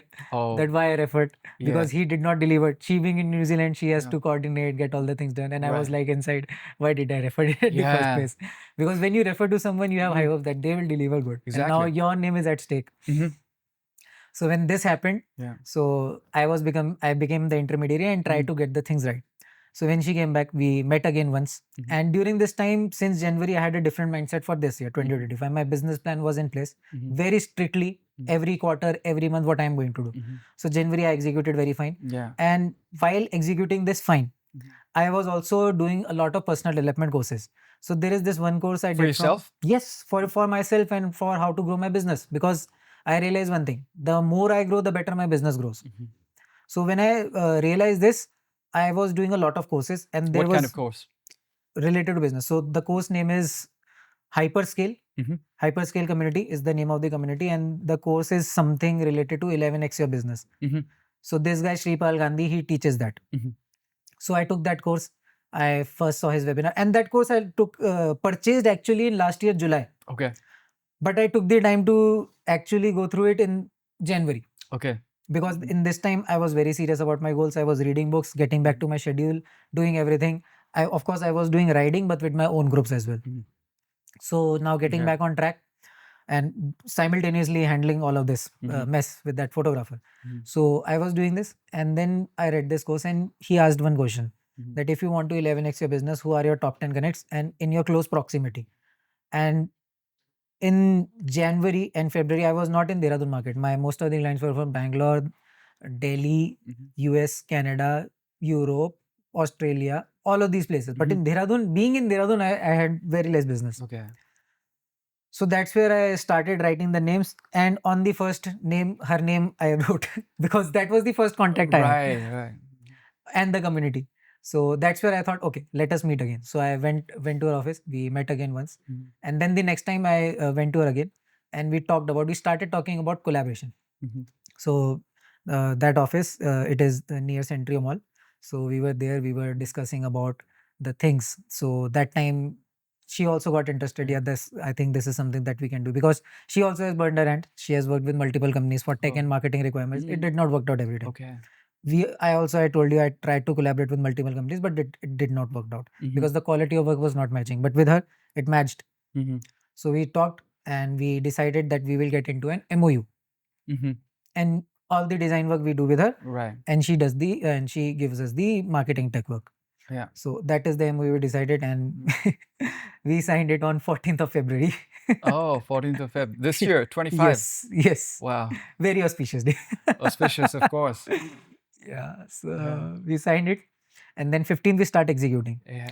And when we started to execute, Yeah. because I never tapped into the Dehradun market, and now this time my business, like we were not business partners at that Mhm. time, but we were executing like that.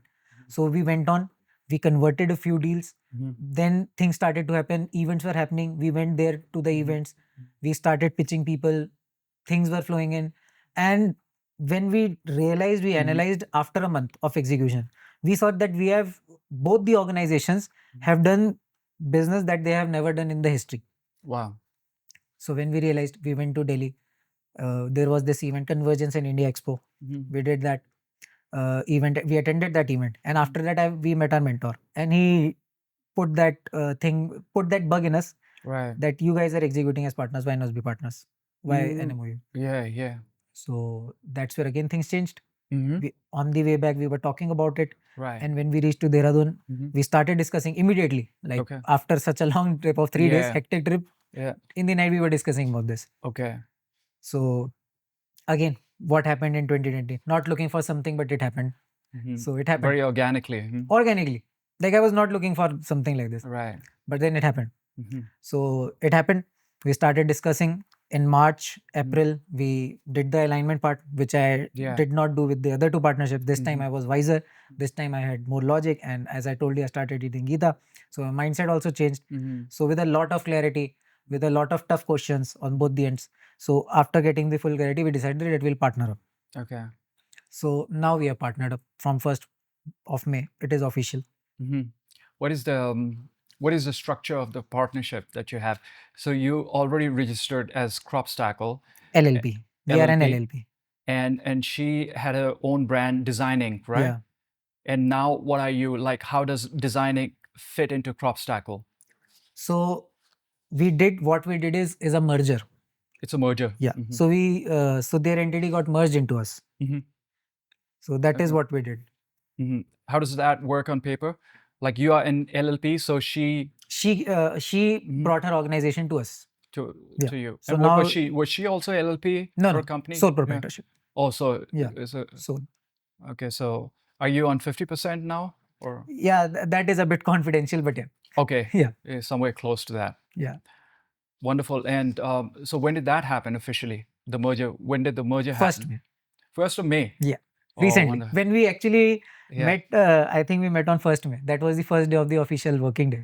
Yeah, yeah, yeah, I remember. I think it was yeah. 1st of May. 1st of May. Yes. Wow, It was wonderful. the first official day of our work Yeah. together as partners. So, do you have any immediate plan of action as a Yes, merger? we are already developing it. Yeah. Every day we are working on our Yeah. plan for the execution, Right. and we are doing like very aggressive work. So Okay. that is the thing. Okay. Again, that aggressive phase has come back. Okay. Wonderful. Yeah. Um, Tell me about during your journey. Of course, in a short time, you have expressed and shared years of your hard work, ups and downs, people joining and leaving, success, mountaintops and valleys. Tell me, what was your worst day of your life since you started in class 11 up to now, this period? What has been the worst day of your life? Tell me about that day. Worst day of my life. Yeah. Wow, what a When you question. really felt bad, like where the future seemed bleak. With my organization or overall. No, I'm asking about you as Anmol Gogia. I'm asking about people watching. They're not organizations who are watching, individuals who are watching, who are part of maybe organization, part of companies or whatever. But I'm asking you as Anmol, what was the worst day of your life as a man, as an individual? And what was going on? Think of that particular moment I want you to share. Very nice question, I will say. But yes, there has been a lot of days, and if I talk about the worst day, so when I do something, as I've told everyone, I go all in. And while this happened in 2024, which was unfortunate, so there is a lot of planning that we did in January, and I was executing like hell. And when I execute, I just execute from the heart. I just go all in, ballistic, full power, energy. And when something like this happens, it breaks you. And not just that, but in personal life also, when things go south. So of course that I cannot tell to tell on podcast to everyone, but yeah, when all of these things come together and they happen once at one day, so it breaks you. What was that day? In 2024, when things went south with my partner from Bangalore, and things happened in the other sections of life as well. What So were the other sections? I cannot tell it all, but yeah, personal life, in personal life, Interpersonal, like business life, business partner, and life partner, both. you were dating somebody at that time. Yeah. So, Did you split at no, that time? not split, but yeah, a lot of things went into that negative direction. So already having that pressure and burden from the business, because my business Yeah. for the last 5 years, how I have executed is Crobstacle is like my baby. I've taken care of the business like that itself, like acting as the good leader, acting as the father of the company, taking care of my company like that. I put my heart and soul and everything into it. And now things happening like this, everything going against the organization.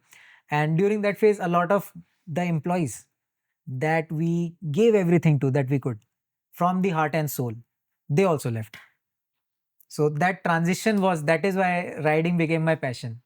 So here you are, you're having problems in your relationship Yeah. with with your girlfriend, Yeah. and your partner has just quit, or you had a fallout with him, and plus a lot of your employees Yeah. are also It was like yeah. this every day, like You walking on was eggshells. That's what you say, walking right? on eggshells, or you don't have any grip. You're on Yeah. slippery ground, you know. Slippery ground.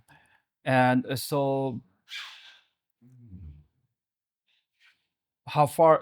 What did you think of life is? Did it ever push you to where you saw no hope?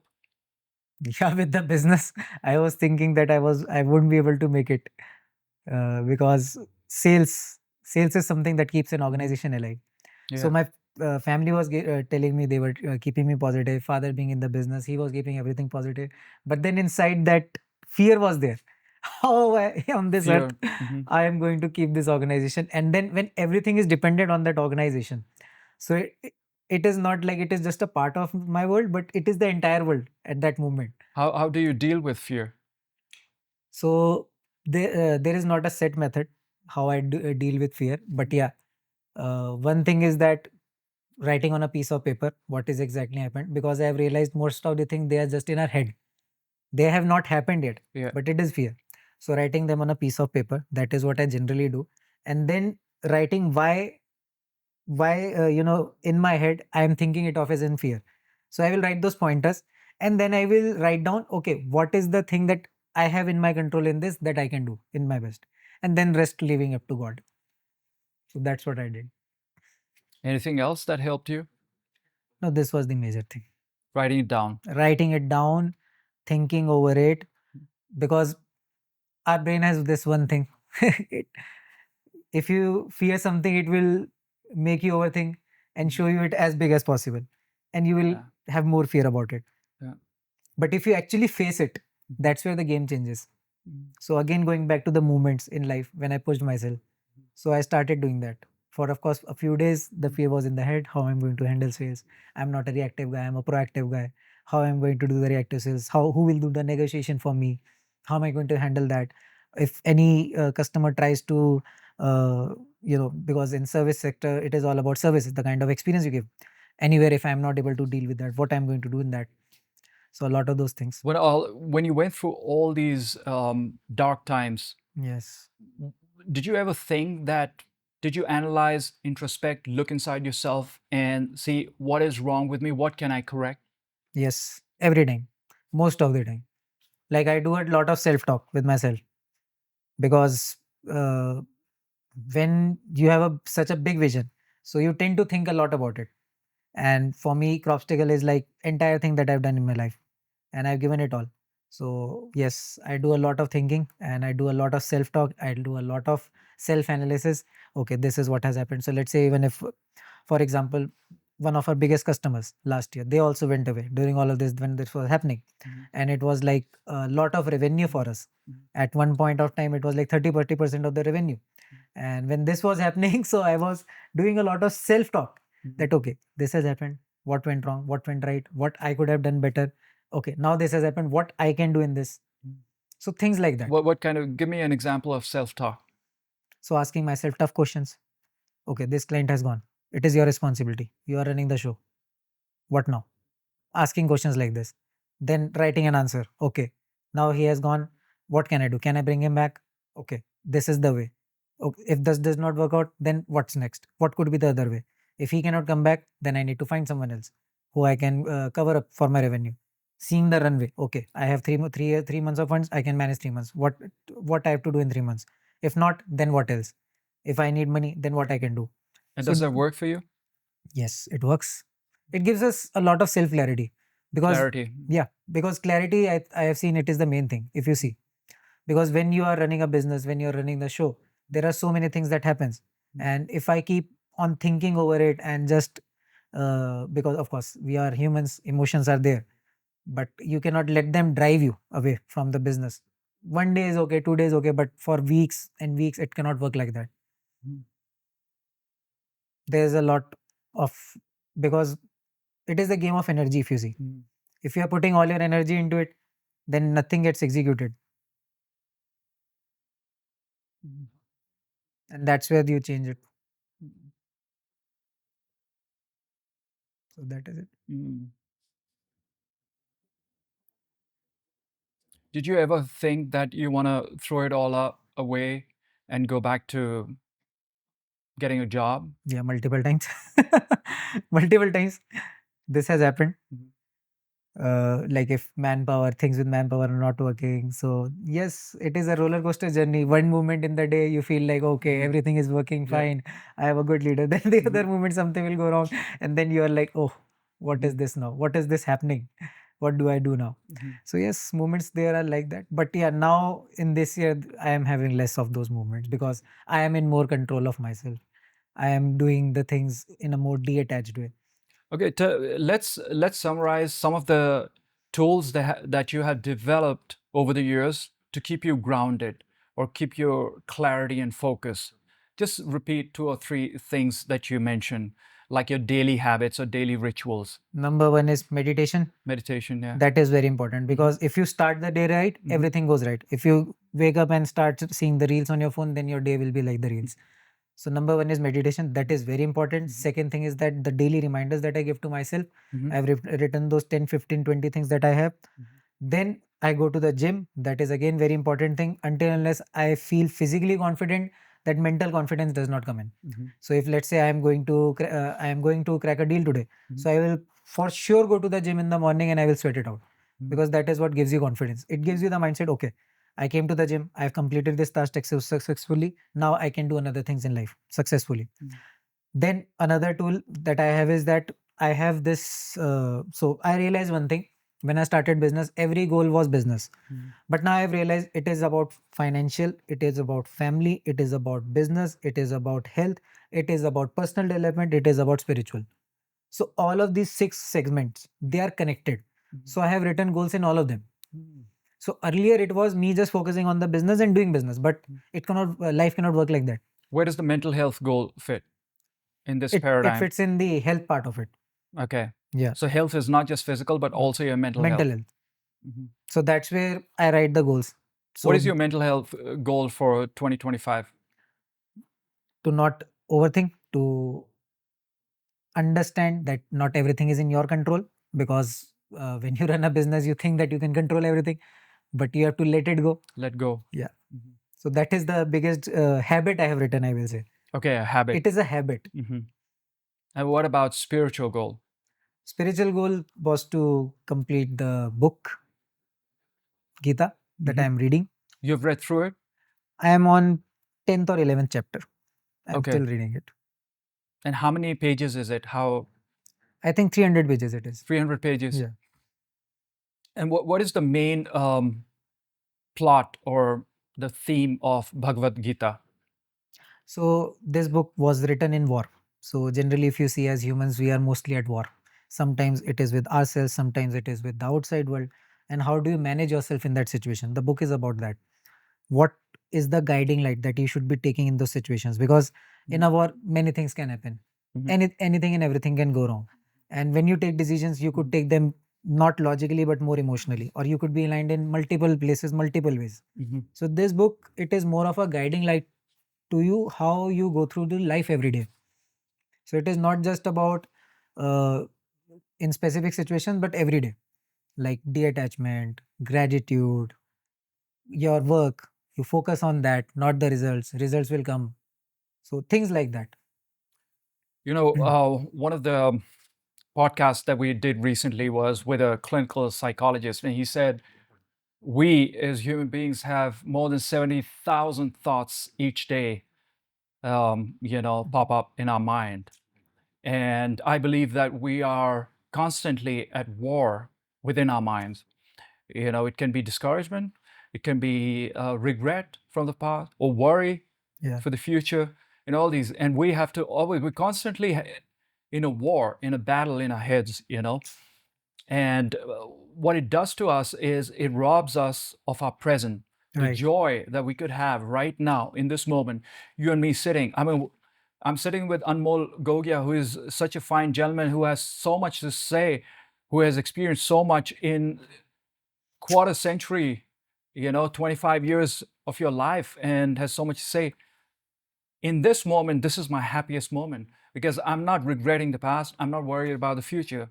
I'm in the moment. I'm just in this moment, enjoying this conversation, learning from you, hearing from your experiences, being inspired, being a part of this journey where you invited me to be a part of your journey.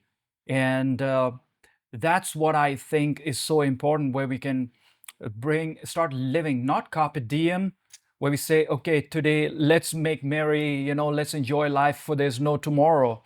Not in that sense, but like Jesus said, stop worrying about tomorrow because each day has enough trouble of its own. Correct. True? Living in the moment. Yeah. And that is, even Christ says, stop worrying about tomorrow. Can you, by worrying, change one hair on your head? You got beautiful hair, by the way. Such good hairstyle. And I can sport that, but you can't do anything by worrying. You cannot change a single hair on your head. Correct. And so you're right. All these, being gratitude, practicing a life of gratitude, being aware, mindful, writing down your stuff, self-talk, and all these things help. It helps a lot. So now tell me, Anmol, what's the next thing with Crobstacle? Where are you going from here? So with this new partnership, first thing is that we are capturing the Dehradun market in a big way. So it is already in function. We are already executing on it, and then the next thing is going international, back at it, and we are also getting into the future. So when I say the future, it is getting into AI agents. It is getting into future services that are still not here. So if I talk about the kind of services we are delivering already here in Dehradun, so most of the people, they do not do that. Okay. They just talk about, okay, so we will do social media, we'll click pictures, we'll post it on a social media. But what about the results? So Yeah. we are actually focusing on driving the results for the customers. Okay. So that is our target. Tap into the Dehradun market, Yeah. be a big player, and then also get to the overseas market, bring the money here to this place. And we are foreseeing that. So my vision is big. It is 100 CR. So that is what I'm focusing on. When do you want to reach that 100 CR target? In how many years? In the next 10 years. Next So 10 years. I have this goal line written that I want my organization to become to be known as one of the best digital transformation firms in India. And by turnover, we should be reaching 100 CR in the next 10 years. That is the In the whole next target. 10 years. Yes. Wow. Wish you the best. It is possible. It all starts with a dream. I remember the story, and it has been going around in social media as well, where Jim Carrey wrote a check of $1 million and took it around in his wallet. And one fine day, he was given a check of $1 million. So goals are important, you know. I say, you know, why people. Recently I read, or I think so. I read or saw something online. There was a story about the guy who developed Minecraft, Yes. you know, and I just read about him. And this guy developed this game sitting on his laptop at his home, and suddenly he started sharing with groups. People started, you know, peer to peer, it started spreading. At one point, he said, hey, you know what? He just wrote a kind of a tweet out there, half serious tweet, and he said it's up for sale. Are there any takers? And guess who? Microsoft approached him, and he sold it for I don't know how many $1 billion. He sells it off. He buys. First thing he does, he goes to Hollywood, buys the biggest mansion which is up for sale. He outbid Beyonce and another Hollywood, biggie out there. Takes this, moves to Hollywood, starts living there, and then he realized he does party and splurging money here and there, going on world tours, Paris, Milano, New York. And one fine day he's sitting there and he's depressed. He's so sad, he's so low. And you know what he remembered? He said, I was happier when I was in that little room in front of my laptop creating, developing that game. I want to get that passion back. And that's where I see you, my friend, right now. When you have that passion, no matter how big you become, whether you do 100 CR or 1000 CR, whatever, never ever lose that passion that you have, from the beginning. And whatever the spark might have been, whether it was a negative experience, in your case, you turned it into your fuel, like you said, or whatever that was. But there is that thing, and you will have hurdles. But I would wish you then never lose that spark, never lose that goal. And that's why, coming back to your thing, having a goal is so important, because you have something to strive for, something to work towards, And human beings, we are goal oriented, we are result oriented. We want to, go somewhere. A life which is going nowhere, it produces not only chaos but depression, hopelessness. We want a goal. And I think so you have a good goal. It's not only for yourself, but it's for a lot of young people. But because what you're doing is, you're not only working hard yourself, but you're sharing the lessons you're learning along the way. Right. And that's the beautiful thing about your journey. It's wonderful. Well, I want to do a quick round before we close. Are you ready for quick questions? Fire round. 4 questions, not many, not 10, just 4. Okay. And it's related to courage. One fear you have faced recently. One fear that I faced recently. Like in what sense? Any fear, anything that makes you talked about fear, right? That day you were afraid. Any kind of fear recently, it could have been, if you didn't have any that kind of feeling recently, or that emotion, whatever you can remember. Recently, the fear. Okay. So, like I have told about my past two partnerships. So when I was getting this partnership done, so my fear was that what if this happens again? So that was the biggest fear that I had recently.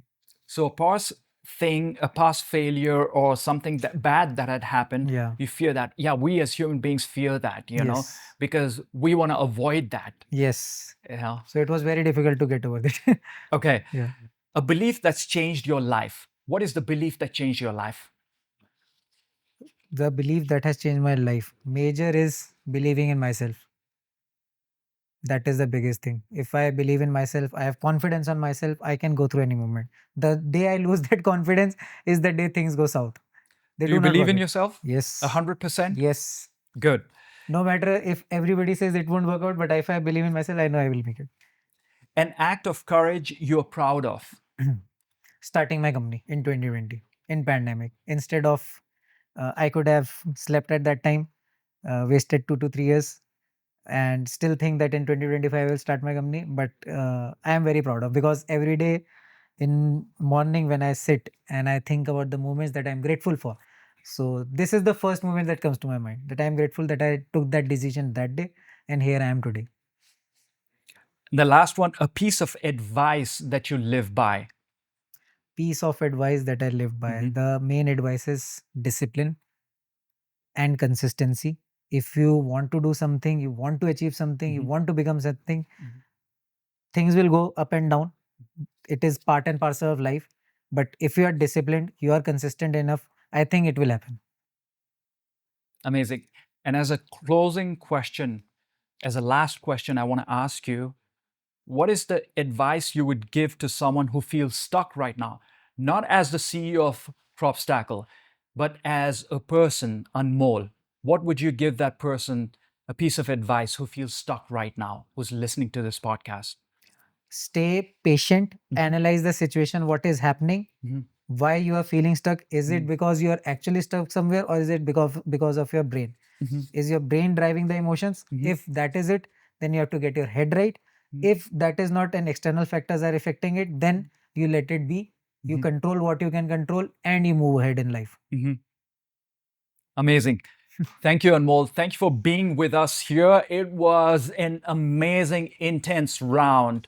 And I appreciate you sharing some of your personal stuff as well. I'm sure it's going to help someone out there, not just someone, millions of people, young people who are watching this. I'm going to look at this gentleman who, at a time when you're probably running after girls or playing video games or just scrolling, dumb scrolling social media or Instagram, this young gentleman started thinking of business and growth in self development. And he not only decided, but he proved it. So, ladies and gentlemen, if you've got something, if you've gleaned, if you've extracted value from this podcast, I ask you to like, subscribe, and share it with someone who might need to hear Anmol's story. Stay strong, stay courageous. See you next time. Thank you for having me on this podcast. Thank you so much. It was wonderful. You spoke